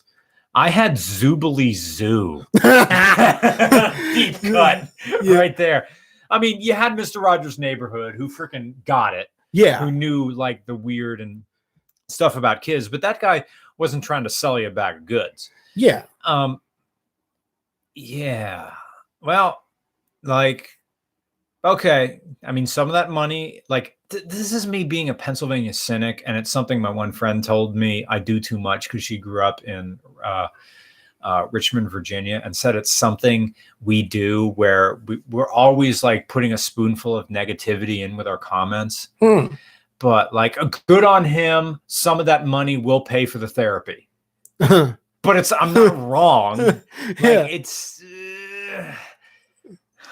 I mean, yeah, it's like, what are you gonna do? Like, some of the truths, and people are saying that the PewDiePie thing is about him being in a subscriber back and forth with an Indian channel, which might surpass him for most subs, despite having like a high number of bots or something. I don't even know. Who cares? Just save it for Keemstar and all the other people who cover drama on YouTube. Jeffrey Raney says, as a motorcyclist, have you noticed an increase in distracted driving with a wide adaptation of cell phones? Red has always been like that. I think distracted driving has gone up with cell phones. Yeah. because you see people, and it's not just kids, it's parents. Like, oh, I'm just doing this for a little bit. I mean, I see it at stoplights. Look up in that rear view mirror. The second that stoplight goes on, the eyes go down to the person behind you. Yeah. And I do this dickhead move when I'm feeling pissed. I put my car in reverse. Yeah. At a stoplight and put my rear view, put my lights on. They don't notice. Yeah. One time I did this. Now this was me holding up the show, but I just stopped. Yeah. Like the light turns green. I didn't go. And the person behind me didn't notice. Ugh. Now I let it go for a 1 Mississippi, 2 Mississippi, and then I couldn't take it. I didn't want to be that guy. And I wouldn't go. But yeah, you ride a bike. Get your headlight modulator on. Be liberal with your horn on a motorcycle. If there's like a 3% chance someone's going to do something stupid, hit your horn. Get that thumb, starter button's on the right, horn button's on the left. My left thumb just covers that horn button whenever I see somebody making a left turn across traffic. Yeah. In case sometimes even if I see their wheels turn and that car doesn't move, I hit my horn. Yeah. I could even get some hella horns on my motorcycle and put them on like that. So yeah, I think it's going up. Well, it's a better safe than sorry situation. I mean, I don't care. Yeah. On my motorcycle, I don't care about your emotions. Yeah. I'm hitting that horn. I can't rev my engine because my bike is quiet, but well, that's the thing of like, I don't know why horn automatically has to be something that means bad. It could just mean, hey, heads up, I'm over here, just in case you don't know. Yeah. Or hey, the light turned green, and so stop shuffling Spotify for the next song. Is a motorcycle horn noticeable? My Miata horn doesn't get noticed and it works fine. A motorcycle horn tends to be on the quieter side, but it's the only weapon you got. You can get louder ones. But on the other hand, a motorcycle horn isn't behind a whole bunch of car. I'll tell you what, the horn on my Falcon kicks ass. Those are trumpets the size of pancakes. That is a loud motherfucker. It's two-tone coming out of that thing. It's a dad horn. I still remember that kid going by, as I was, that I'm waving at the kid and honk. Yeah. Like that would, it's just, I mean, it's biblical. Then physically, they're large. Like the horns on the Falcon are like this. They are this big. Horns on a normal car are like the size of dollar coins, which I don't think people remember. I said, why we still get dollar coins? Like the old school ones. I've got like the fat and thick. Fat, thick ones. I've gotten one, well, not recently, but I mean, within the last few years, Eisenhower dollars. Yeah. Yeah. Because some of them are still in circulation for whatever reason. And so you'll go to like the movie theater and for some reason they'll give you an Eisenhower dollar and you're just like, well, can I even use this anywhere? Or is it just like a Chuck E. Cheese token? Garrett Green says, can we please get a Falcon video once the snow melts? Well, we already reviewed the car. Nothing's really changed apart from a different distributor. Yeah. 3 times if you count the one we did in Austin. Yeah. Different Falcon, but yeah. And another one in New Zealand. And Skag, like NOK50. Not sure what that is. Have any of you seen Jenny's Garage, who fixes up old bikes? And no, I haven't seen that channel. Jenny's Garage, who fixes up old bikes. I like old bikes videos. And Mr. Regular, what is the worst bike you tried to flip or fix?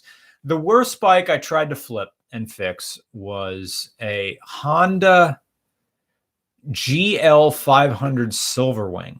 That's a motorcycle that tried to out Moto Guzzi. It's a transverse V-twin. So the pistons in the V stick out a little bit on either side of the motorcycle, unlike a Harley Davidson, which is sort of an inline V where one piston faces forward, the other one faces rear on a Guzzi or a Silverwing or a GL 500 or 600. They stick out on either side. That bike I bought for $300. It wasn't running. Or it ran, but it didn't stay running. I rented a U-Haul trailer, hauled it back to my house in Kutztown, put it into my closed-in porch. And over the course of 3 weeks, fixed everything that was wrong with it, got new tires and brakes and all that sort of stuff. I got it running. Long and short of it needed a new starter solenoid, and I think I bypassed a few wires. I bypassed the starter safety switch, or the neutral, or I bypassed the clutch safety switch because that wasn't running. Yeah. And it was a fun bike. I bought it for $300. I was into the bike like $1,200, and I sold it for I think $850 or like $850 or $750. So that was a loss for me. They're all right bikes. They had pretty good suspensions, air suspensions. You can pump them up with a bicycle pump and change the dampening on it. They're interesting bikes. Pretty good cruisers if you get a windshield on them. And thank you for your donation. Stephen Ratman Sky. Romansky. Stephen Romansky. Ratman Sky. That's what it says. Ratman Sky. Nice. Romansky. Should I get an 83 Maximum 650, good bike, or an 82 Virago 750? Both good. Maxim 750. I'm guessing the Maxim 750 is an inline 4 and the Virago 750 is a V-twin. Depends if you like balancing carburetors or not. The big question is my Yamaha Maxim or Yamaha Virago. My bit is that when it comes to like UJMs from the 80s, it's whichever is the better buy and whichever is in the best condition for the money. All things being equal, and if all those carburetors are balanced, I'd go for the Maxim 650. Thank you for your donation. Scrolling. P. Melling 2293. I think we answered one question before. Possibly. Question for Roman. Roman, what are Bohemian Rhapsody's Oscar chances? Pretty low. Statistically, I'm willing to. Okay, we're in a weird place where statistics matter less now than they ever have at any time in history. Normally, back in the day, you would go and look at the guilds to see who has the biggest likelihood of winning Best Picture. Like, who has nominations with Producers Guild, Directors Guild, Writers Guild, Actors Guild, other guilds. And because there's a lot of overlap with Oscar voters. And then the ones that win, like last year, The Shape of Water was only the second movie to ever win Best Picture at the Oscars without a nomination for SAG Ensemble. So there are all these weird, crazy stats. And basically Bohemian Rhapsody, yeah, it has a SAG Ensemble nomination. It was nominated for the Producers Guild, but it missed out on the Directors Guild. And like only 2 movies in 90 years have ever won Best Picture without being nominated at the Directors Guild. It was Hamlet in like 1948 and Driving Miss Daisy in 1989. And so it's just like nothing is impossible, but I'm willing to say that it's a borderline impossibility, especially with all this stuff about Bryan Singer that keeps coming out. And I don't know how James Gunn loses his job as the director of Guardians of the Galaxy over some like old tweets that he had already apologized for and had been mostly forgiven for, I guess, by most people. How he loses that, but somehow Bryan Singer is still getting work, and this is a known, creep that everyone knows about. So I don't know. It's strange to me. And this whole award season, realistically, if you're looking at precedent, the movies with the best shot at winning are BlacKkKlansman, The Favorite, and Vice, because they hit everywhere that they needed to hit.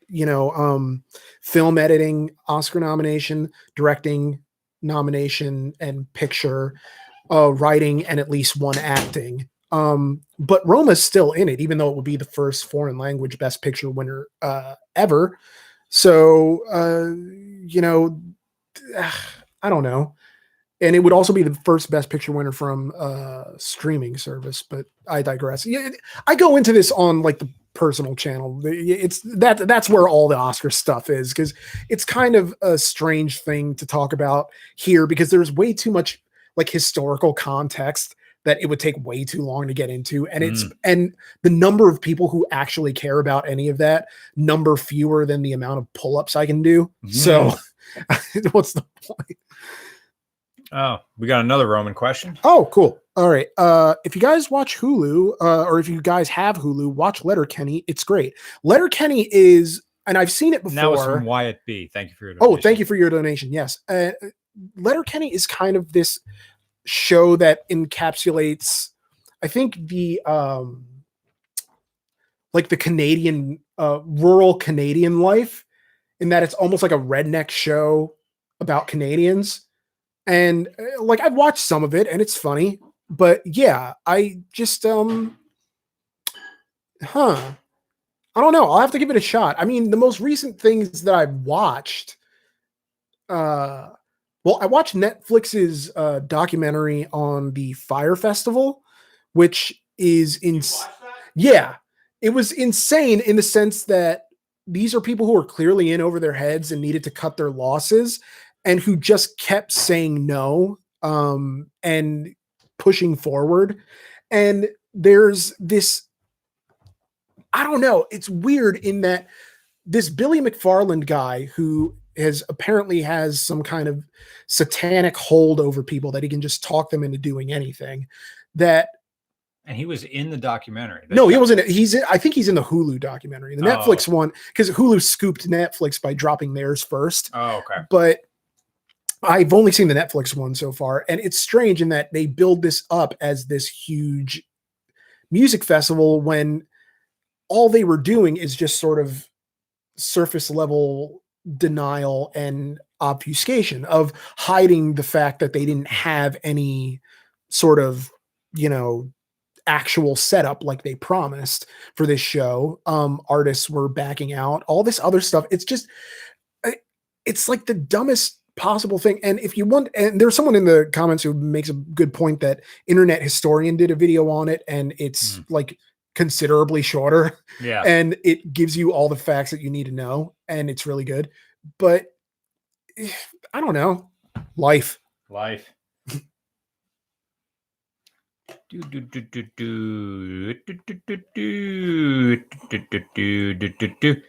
JCDDO Roads in Moscow got that question early on. The GWA gone #1.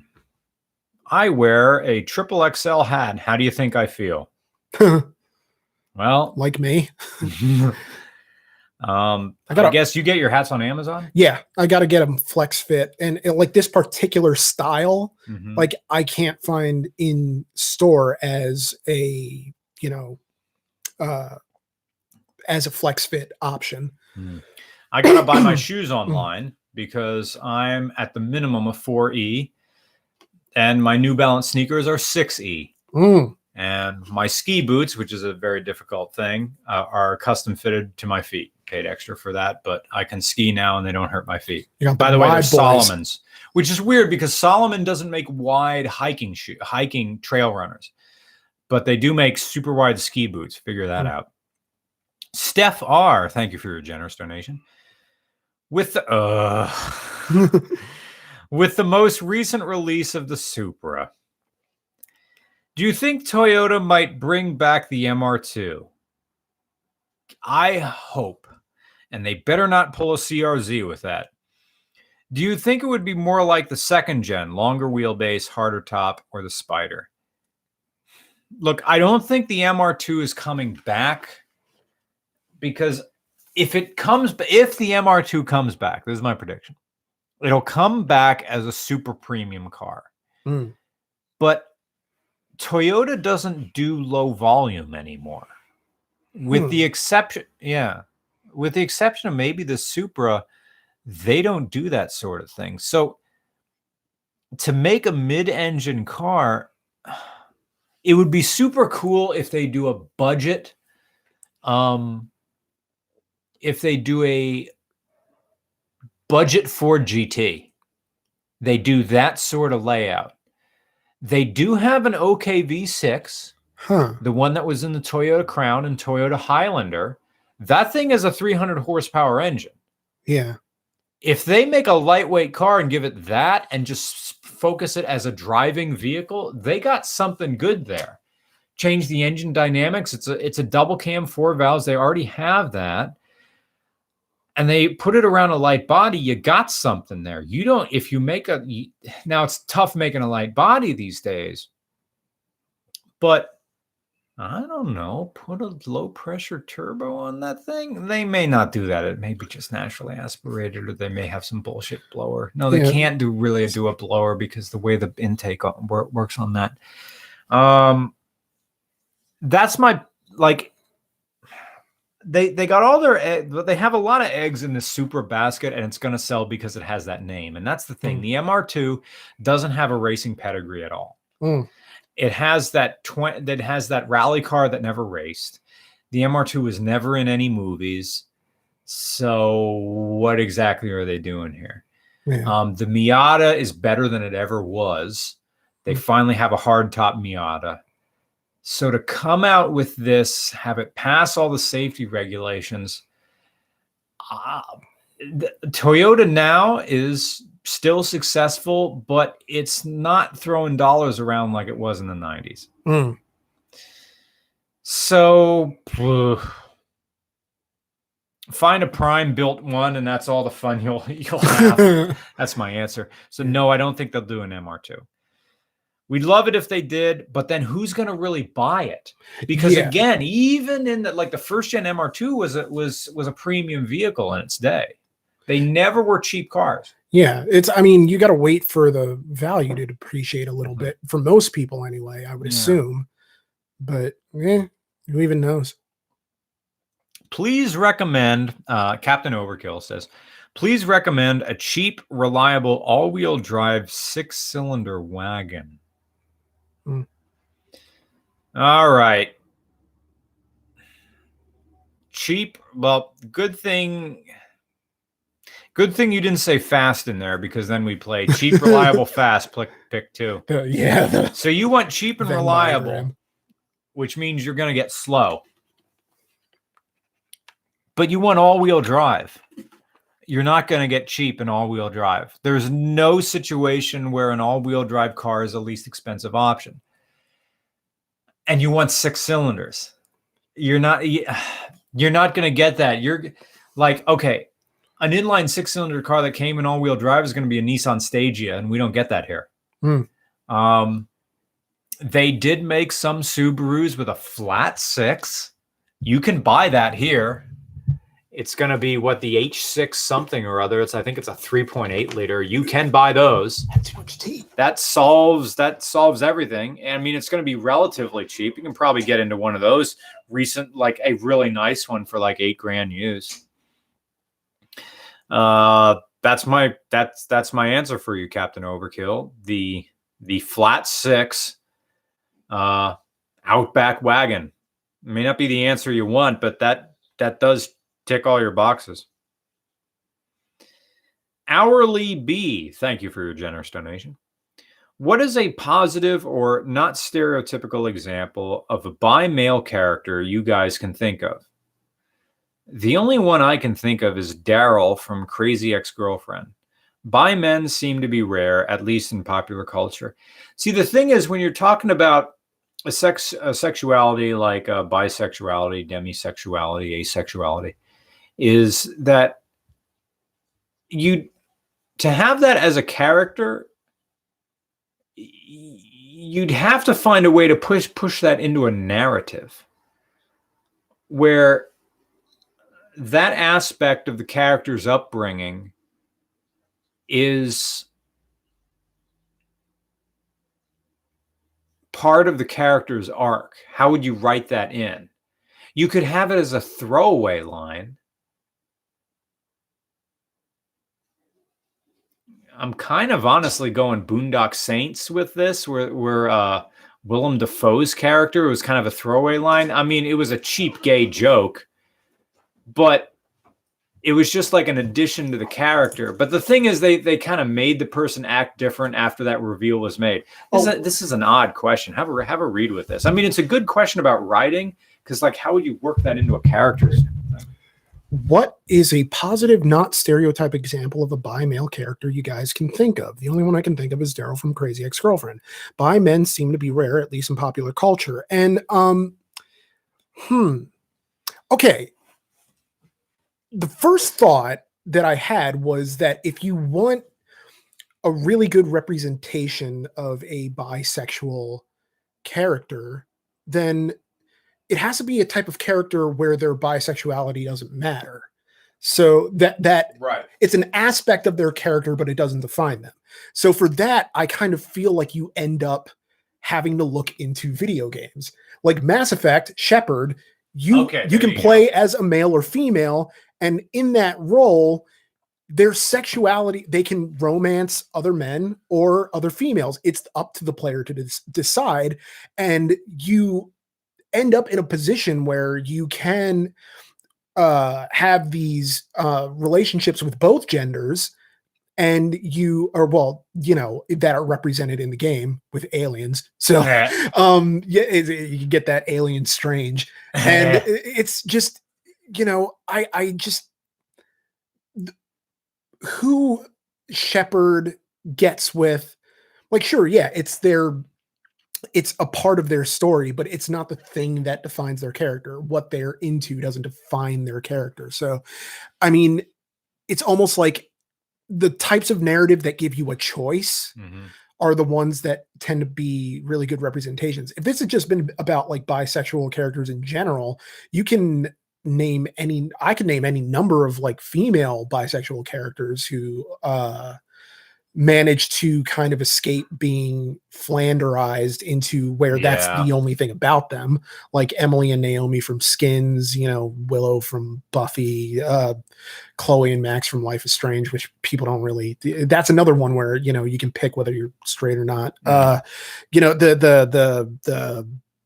Clementine from the Walking Dead game. But yeah, I don't know. I think it's harder because a lot of, writers in Hollywood are predominantly male, I think. And I think the majority are not the majority, that's a stupid thing to say, but are kind of uncomfortable. Like there's a sizable chunk who are just uncomfortable writing gay characters or bisexual characters. So they'll split the difference and make the person bisexual so that they can still feel like they're writing something they know, because it's a tricky thing to try to write the experience of someone that you don't know. True. But that's part of it. Part of being a writer is being able to put yourself, like writing is empathy. And that's a good line. Yeah. And it's the ability to empathize with other people. And even if you've never lived that life, being able to understand and respect it relative to your own experiences and relative to theirs. So, yeah. Yeah. Chris Cars, this is from the regular chat, asked, is auto more reliable than manual, as in no clutch burn? The horrible truth is yes. A traditional torque converter automatic driven normally lasts a long, long time. Because it takes human error out of the equation. Now, granted, automatics are a little bit more complex as far as the valve body goes, but a torque converter is a nice, easy, low impact, or almost even none impact. I mean, it's a viscous thing as long as it's not a lockup torque converter.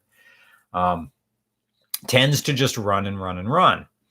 The examples, of course, go to like the king of all automatics is the General Motors 4L80E. I mean, it's a truck transmission. It's huge. It's all overbuilt. A lot of the sloppy mechanics use them. That we can't talk about. The gigantic. The big. That was a 4L80E truck transmission. Yeah, it was pulling all that weight. And did I send you my notes on that? Yeah, I'm editing. I'm halfway done with that. Yeah. So yeah. Victor Behural, which is I think the Norwegian name. I don't know how to pronounce the O with the Ghostbusters circle slash. I'm sorry, I don't know how to pronounce that. So Vic, nice to meet you, Vic. Sorry, anglicize that. Love the podcast. Hope this is enough for a beer. Apropos Hunter S. Thompson, have you read Fear and Loathing on the Campaign Trail 72? As he gets up, it's looks for his copy, which is. Wait, do I have it over here? It's a seminal. There's the Great Shark Hunt. There's top. There it is. There you go. It's Fear and Loathing on the Campaign Trail 72. It's a seminal work of Gonzo writing, reportage. The now about political writing is that everything's fake news. So everybody's making stuff up because as soon as the headline breaks, it's over. I don't think we have this time for this time of reflection, or people would have the patience for it because the book's like 400 pages. Yeah. It's a long thing for people to sit through. So opinions on it. I wrote a paper on it. It's great. Fear and Loathing 72 is, I think, another in like one of the responses to it, and one of the politicians who was alive at the time, and in the story says it is the most comprehensive and least factual account of that election. Because he's like Hunter S. Thompson clearly made stuff up, like about Ed Muskie taking Ibogaine. No, and this is a well-worn comment or a well-worn quote about it, where Hunter S. Thompson said, "I never said he was taking Ibogaine. I said there was a rumor in Milwaukee that he was, and I started that rumor in Milwaukee."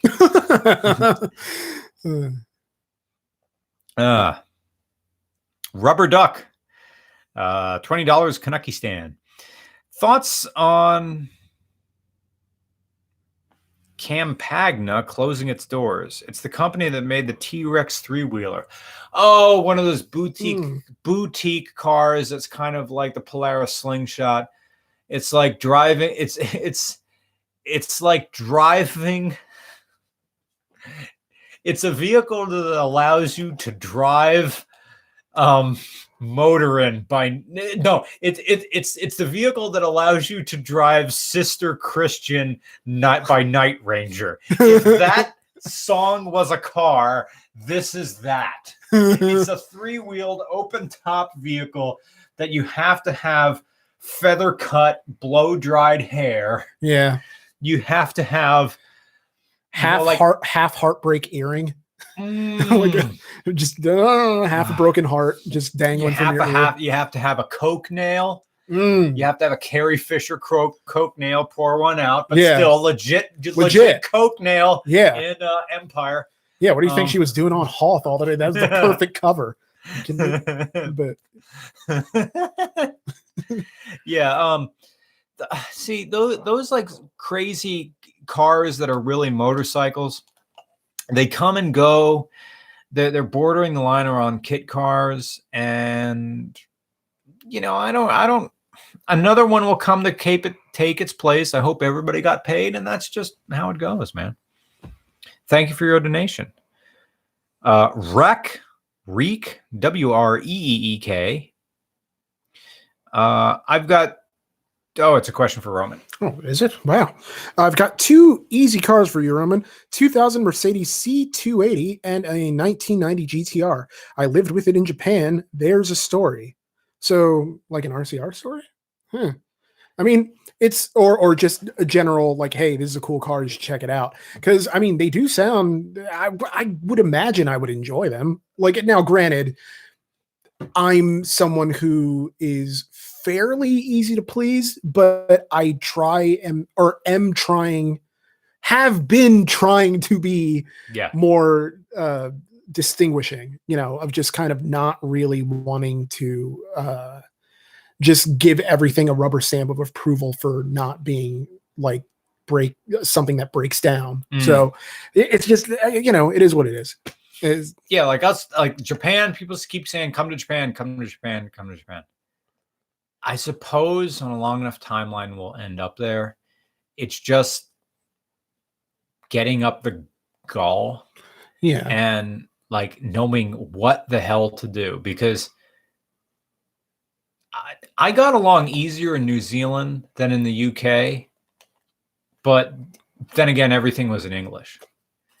And I think I was more, I guess the New Zealand accent was easier on me than the various flavors of British accents that we ran into. I love Tom was Midlands, but yeah, everything was pleasing to listen to. Yeah, no, I love a Yorkshire accent, which is a little like less like it's a little gruffer, but I love it. But yeah, someone says that the question that was for me came in when I was talking about manuals and how so that's something that might be like good to have just sort of knock around in those. So yeah, I don't see why not. I have to really go back on Craigslist and start poking around on there, not because I'm actually going to get anything, but because that used to be kind of like a nice little, you're sitting in bed with your phone type of thing to do. I'm just like perusing. You're probably not going to buy anything on there, but at the end of the day, you just think that it's something that maybe it's aspirational. Maybe you'll find some weird gem that, you never know. Toyota made this car called the Paseo in the early 90s. And it was Toyota, when Toyota made and people will hate me for saying this, but Toyota made a Civic Si. Toyota made a version of that and they called it the Toyota Paseo. It made 100 horsepower maybe. But again, this is the early 90s. We had that one Civic one day when the Angle one was there, which is one of your best raps that I loved. It's like, it's the Civic, but it's the Mighty One something. It was one of your, it was an early 90s Civic that was only a 4 on the floor. It was light blue. It had a dent in it. And we started filming it. We had to finish the film like in the parking lot of Park City. And it started off in the gravel parking lot and ended there. I'd have to pull up the video. Anyway. Yeah. But it was during that era where if you had 100 horsepower, in the early 90s, because we're finally, anyway, throttle body injection. But the Toyota Paseo is great. Someone says Paseos were heavier than the sedan upon which they were based. Really? They were heavier. But yeah, I agree with Rewinding Apocalypse. Paseos are my guilty pleasure. I think they're great. It's during the surge of the sport coupe in the early 90s. Rex says, and do an 18-wheeler. Yeah, again, that's a thing to do, is to do a semi-truck. But the thing is that you have to have a special license to do that. I can call up Carrie Klakowitz, my friend from Bethlehem, and she could drive it. She has a CDL license, and she'd be all about that. And I could just strap the GoPro to her head. She'd do that in an instant. That's, as of now, that's my plan. If we get an 18-wheeler, Carrie's going to have to drive it because legally I can't drive the thing. And I'm not rich enough to just take some time off and go to truck driving school. Just learn to drive an 18-wheeler. It's like, when am I ever going to use this? I wonder if you have to like keep getting your checkups. Oh, like a doctor redoing his. Because you do have to get a physical and get like your balls fondled and everything like that. You have to have a medical card to drive one of those vehicles. Someone asked if you ever driven a car on air suspension. Wasn't the camper, not the camper that you did? The original RV. Yeah, the original that's RV air review. suspension. Yeah. And technically the rear suspension on the Falcon is air suspension. I can pump it up myself at Sheetz parking lot, but I guess what you mean is bags. Yeah. I don't think we've, apart from, the RV, I don't think we've driven everything with bags on it. And someone else also asked the least favorite car maker. Like, it's Chrysler, right? Like, is it modern? It's best and worst. Yeah. Because I have a soft spot for Chrysler because I grew up in the 90s, which is Chrysler's high watermark. The neon is amazing, and I still have to...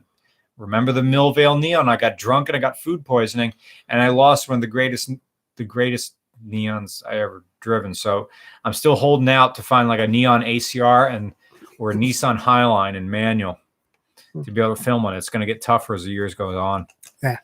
Hi Glax says, this is I'm handing it to you because it's a cinema question. How do you guys feel about trash cinema? Go watch The Room and Nothing But Trouble. Nothing But Trouble is truly awful. Check its Rotten Tomatoes page. Awful. I don't get any real joy out of watching purposely bad movies.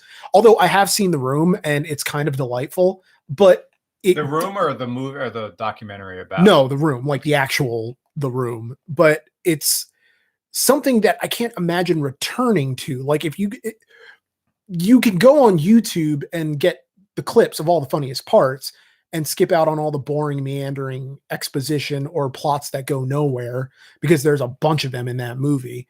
But I mean, people who check out Birdemic or, Cool Cat Saves the Day, like I just don't, I have other, it's not that my time is so valuable that I don't see the merit in it. I mean, I watch, plenty of weird stuff, for crying out loud, but there's nothing wrong with a popcorn movie, which is different than trash cinema. That's completely different, because trash cinema implies, I think, earnest effort that fails spectacularly and gains a sort of ironic status. Thanks for bringing this ginger tea. I know I'm not asking. No, please. You can always, this is always open for business. And that includes the one that I bring. So good on the throat from talking for now over 2 hours. Yeah. And if I bring it to a shoot, the same rules apply. You can totally, but yeah, I make like way too much of this in a day. So well with the boiler. I'm kind of drunk right now. Means I got to hang out before I go back to my parents.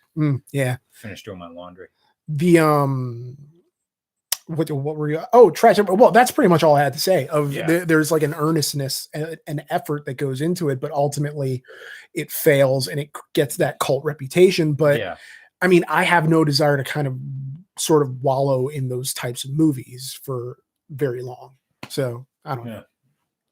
Thank you, sir. Thank you. General Reynolds says most favorite car review of 2018, like the one we did.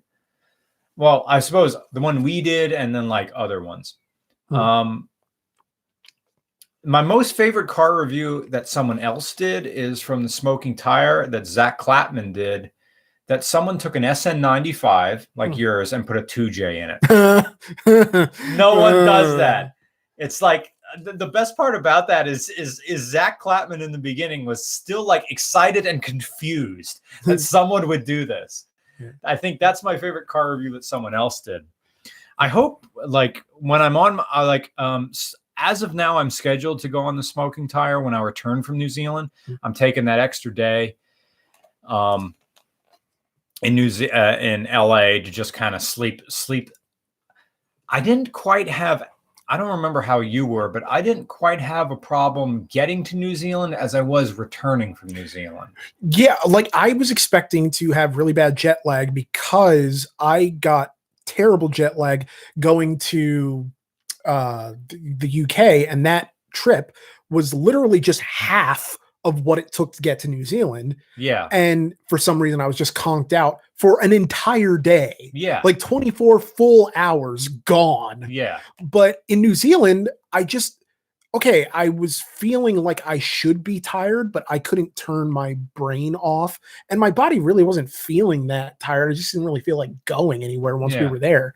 Then it was the hot box. And it's like, do I really want to be anywhere? No, like it's just, you're outside, it's sunny, there's a breeze. I remember that first meal we had, we're at a cafe. Yeah, I was very I'm getting espresso, I'm eating eggs, which is a precursor to New Zealand, the egg tour. Yeah. The egg tour is comparing eggs Benedicts and flat whites. I am going to eat oh gosh, every night I dream of my return. Like my New Zealand is to me what the UK is to you. Yeah. I hope you get to have your trip. I mean, technically anytime you want I could go. And it's one of those things where it's like it would be a sensory overload type of thing because I'm not really much of a planner. So I wouldn't really know what I would do or what I would intend to see. It would require me to actually do something that I'm not used to doing because I tend to fly by the seat of my pants per day. And that's what I'm trying to do for New Zealand is the exact opposite, because I'm a meticulous planner. And now I'm having a vacation where I have like 18 days to do fuck all. Now, I have an open invite, and I'm going back to Andrew's. Well, we talked about this. Going back to Andrew's house. I'm going to take a day. A guy's maybe even 2 days. A guy's going to lend me a motorcycle, and I'm just going to ride around.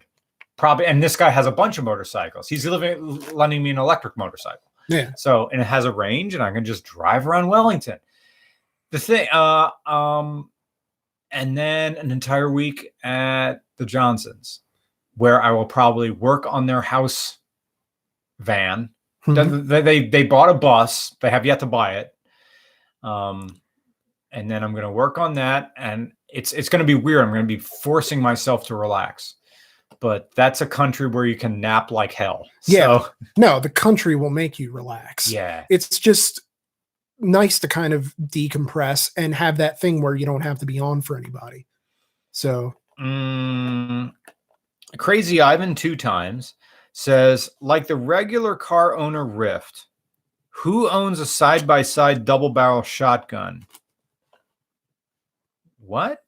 Wait, the first part of that again? Like a regular car owner Rift, period, who, lowercase w, owns a side-by-side double barrel shotgun. Well, my dad, for a while, he owned a Fox Sterlingworth.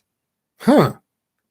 I mean, a double barrel shotgun gets associated with hillbilly stuff, but a double barrel is just like a hunting rifle. I guess the more cool ones are upper or like over under shotguns, which are still double barrels. They're just vertically. I guess they're easier to aim, but they're shotguns. They just go. Shotguns are anyway. You can saw either you can saw either one of them down. It doesn't really matter.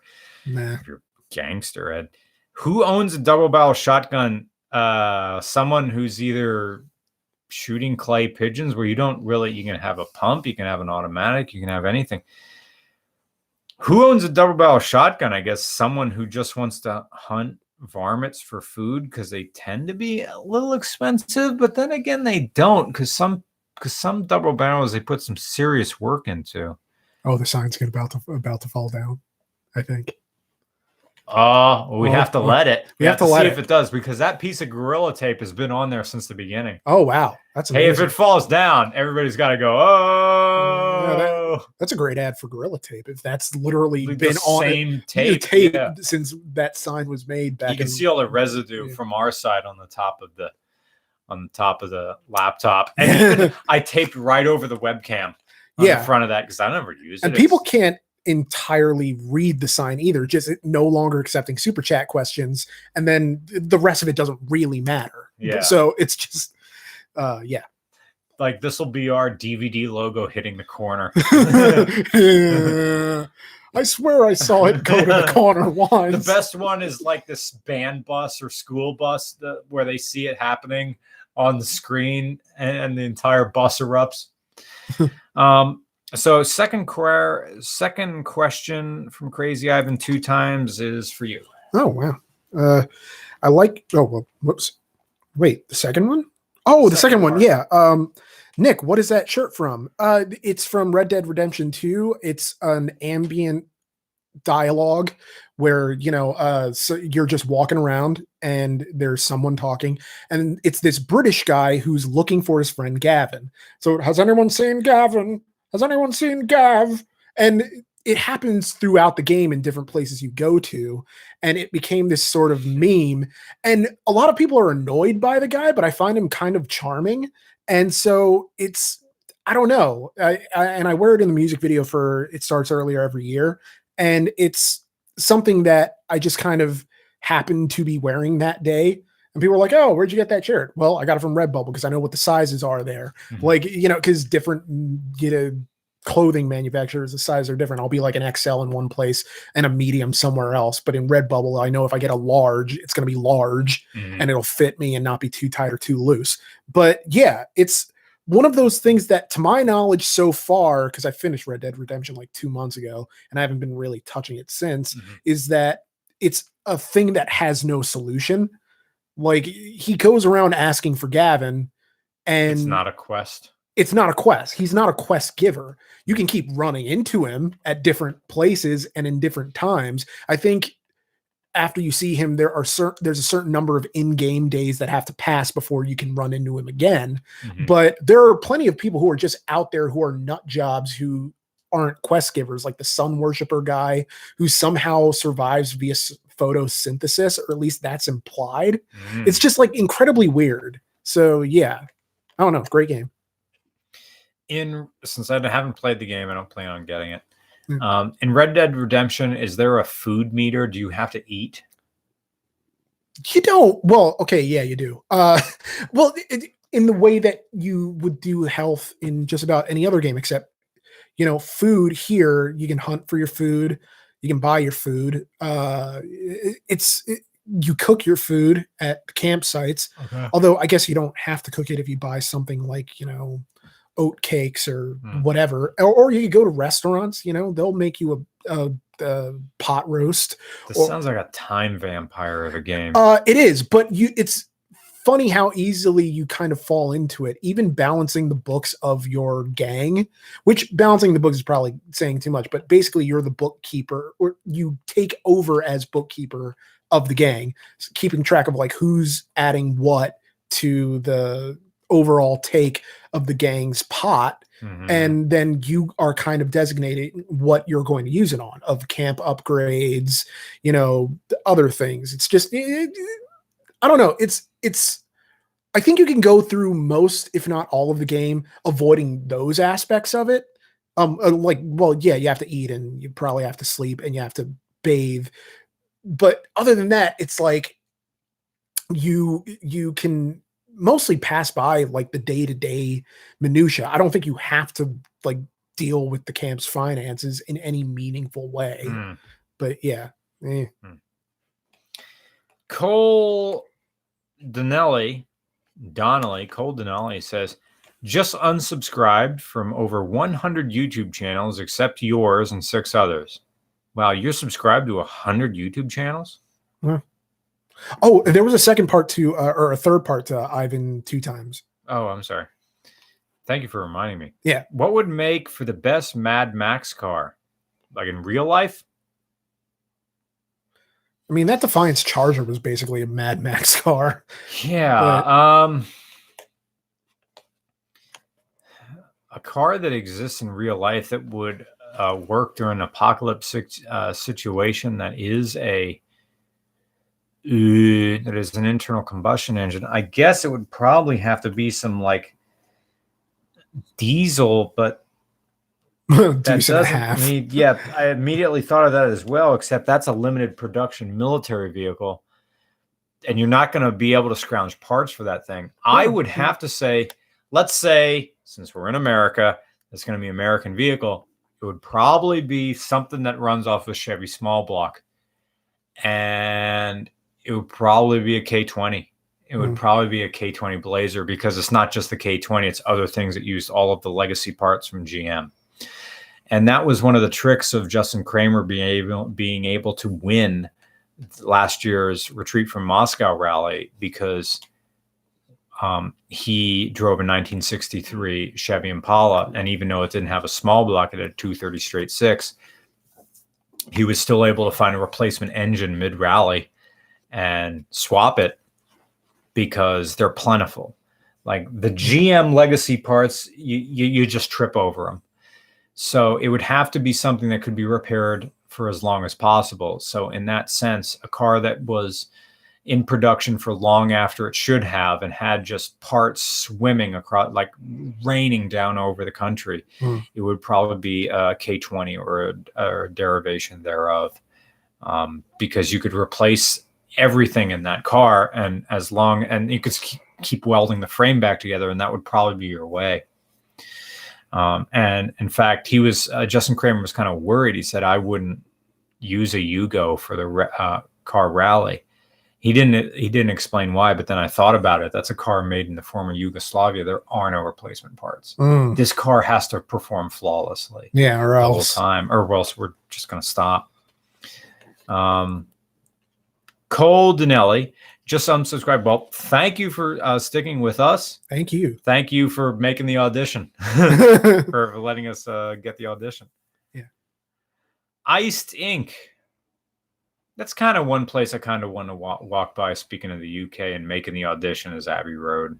I know it's kind of cheeky. It's like an upscale place. Most American of things to do, but you know, it's not like people don't do touristy stuff here. Yeah.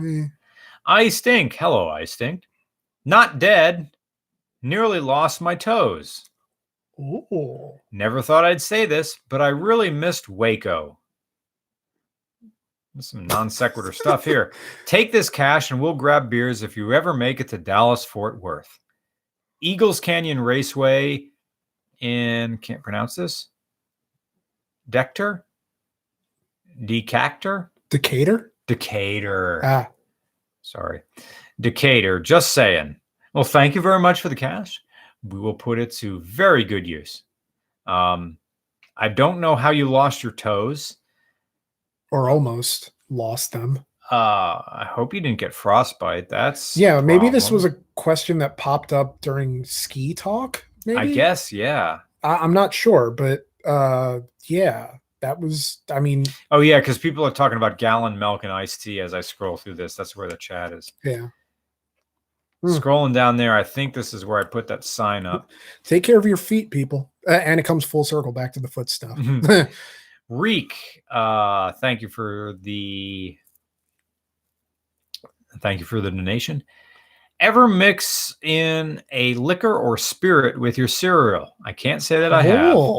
I mixed a shot of Myers rum in with honey oats. Good stuff. I could see doing Baileys if you had to really see, I don't like sugar being mixed with liquor, although Baileys is an exception to that. When they proposed this question, I was thinking someone who didn't have milk, so they just like turn over the bottle of like 99 bananas or something. Oh God, 99 bananas. Yeah, 99 oranges was the one that had me like just projectile. But it was my roommate who projectile vomited after I made him like a drink of, because he's like, I want to get drunk, but I don't want to get too drunk. So I'm like, well, I have this thing of 99 oranges because I'm 21 and a moron, and I have this thing of orange Gatorade.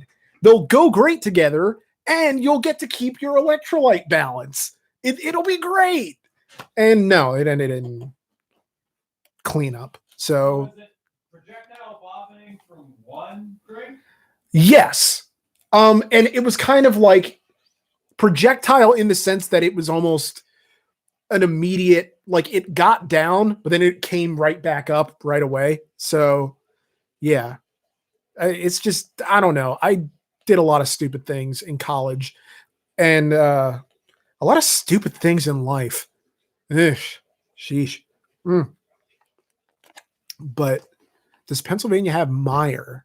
I mean, I haven't seen any around, but I'm sure we probably do. I don't know. What's weird is that, okay, so Pennsylvania, you know, our state, you know, like our blue laws make it so that if you don't have it, like I like whiskey, but if it's 9 o'clock and I don't have whiskey, I'm going to have to go to a whiskey bar. I can't just go to a store that's still open and get whiskey because the liquor stores are run by the state and they all close at 9 on the weekdays. And I think on Saturdays and then on Sundays, I don't think they're, you know, well, they're open, but they're open till like 5. But unless you're in a dry county, which still exists, because why? I don't know. You know, knock on wood, we've gone through the whole thing without really a hiccup with the stream. Yeah. Except for that false sort of F thing. Yeah. Holany 1220 says, "Hey, Mr. R, did you know the Slackers are on tour?" I didn't, but I don't doubt it. They always tour. They tour everywhere. Love the Slackers. I had a great time seeing them in Pittsburgh. And I kind of like, the tour was so good that I don't know if I'd see them again. Like, it was so good. I don't know if that show at Mr. Smalls could stop it. It's kind of like seeing a really good movie in the theater, and it's a great theater experience, and you know that you'll never have that experience again. So you don't really want to, it's like going back and watching a movie from your youth, and you don't want to find out that it doesn't hold up. Kind of like your thing with Pete and Pete. Yeah. Which I went back and watched it, and it absolutely holds up. Oh, good. But I think like people bring different things to the different like experiences and memories to a show, so that holding up for me might not mean holding up for you, but for me it absolutely holds up. I don't want to go back and watch Wayne's World because that's one of my favorite movies, but it's my favorite movie as a high schooler. Yeah, that's kind of yeah, I can see that. But at some point we're gonna drive an AMC Pacer, the Mirthmobile, like the same car that is the Mirthmobile. Yeah, you're just gonna have to. Okay, we've reached the end of the super chats. We've been at this for 2.5 hours, which is one of our longer streams. Yeah. RCR, Birmingham, Alabama. Oh, anything's possible, sir. Party on Wayne, party on Garth. It was very of its time. It was. I don't think you can make that movie today because they would try to sanitize it too much and try to make the things make sense. Goats, I have proof. Like just the throwaway jokes. RCR leads Alabama. Well, I'll be there and probably strung out from the road every time. Yeah. Don't forget Bohemian Rhapsody with that AMC. I wonder if that's played out to drive an AMC or if it's lost on the youth. I don't know. They make a reference to it in the movie Bohemian Rhapsody because Mike Myers plays a fictional record executive who rejects them. And they get into an argument over because they want Bohemian Rhapsody to be the lead single. And Mike Myers says teenagers in their car will never bang their head to a 6-minute song or something like along those lines. Yeah, I'm just like, yeah, it is one of those things. Not that I wouldn't if I'll see Bohemian Rhapsody. I'm sure I want at some point, but I liked him in Inglourious Bastards, even though I knew it. Like, oh, it's Mike Myers, and I'm like, it took me a minute, like to realize it. And I love Mike Myers. I love that he's coming back. Kind of, you know, he's one of those guys who was such a staple. And I don't think, like, was the Love Guru really so bad that he needed to go away for 10 years? It's like, well, probably not. But you can have a stinker out there. Yeah, but like I think it was because there were a string of them in that there was Love Guru and that movie where he's like a flight attendant where that line putting the emphasis on the wrong syllable comes from. I like don't even Jamie Foxx like owns up, like I do a stinker every 3 movies or something like that. Yeah, he's slowly becoming a guy like Nicolas Cage who does half in the theater and half straight to DVD. Yeah. Because DVD, the straight to DVD market kills because those are movies with a really low overhead. I mean, you're not paying, like, people know what they're getting. Says Joe versus the volcano.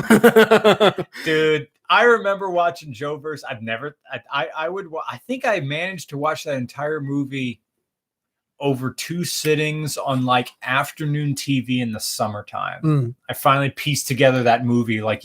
This is like a late 90s thing. Internet had no video. My parents didn't have internet, I think, until like 97 or 98 at my house. And anyway, I saw Joe versus the volcano, and it's like, you're watching a movie on the television in the basement. What's weird to me is that Mike Myers had to go away, and the guy is talented in his own way. The next guy I'm talking about, but Adam Sandler, like, he did bad movie after bad movie after bad movie. And then he did like, Punch Drunk Love. Yeah. But I mean, like, but he also did Don't Mess with the Zoltan or Zohan or whatever the movie was. Yeah. And that completely bombed. And then he did Jack and Jill, which was even worse. Yeah. And so, you know, you would think that would end just about anyone else, but he's still out here kind of just making movies with his friends and doing whatever his thing is. Yeah. And so, yeah.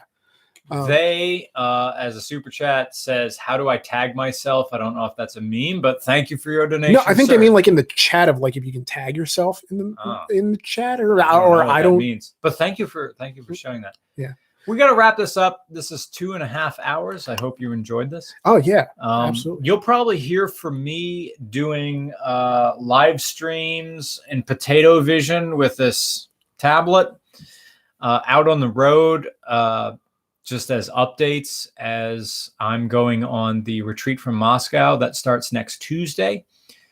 As of now, I think there's going to be 2 videos coming for that. Ice Dink says super chat anarchy time. Thank you so much. Seriously.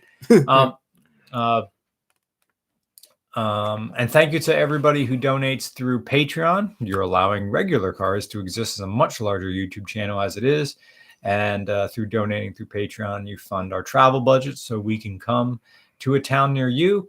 The next RCR film or RCR on the road thing will be RCR Toronto, which is scheduled for as of now, your civic holiday in August of 2019. That's not to say we won't add a city or maybe some regional thing between here and there. Yeah. I'm trying to get, or these are when I say like we're coming to a place, meaning we're filming and doing a meet at the same time. Yeah. There's some places like when we did Lynchburg, Virginia, we just came and filmed and left. Yeah. And then we did, and that was a day. Or no, it was 2 days. But yeah. And thank you to everybody who donated through Super Chat. We're going to wrap this up. Have a very good rest of the week. Today's Wednesday, so enjoy your Thursday. The weather report is saying unusual high in central Pennsylvania of 50 degrees of a high tomorrow with light rain, then dropping to 28 degrees for Friday and a high of 19 degrees Fahrenheit on Saturday with clear skies. Low on Saturday will be 10 degrees overnight. Thank you so much. I am Brian. I am Nick. Have a very good night. Bye. Bye.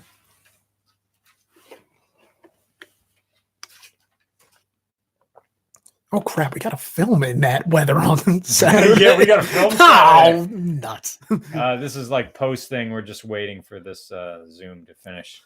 And in Wayne's World Styles, and we're clear. I'm gonna put on my long johns for that shoot. Yeah. And put hand warmers in my and the gloves. streams.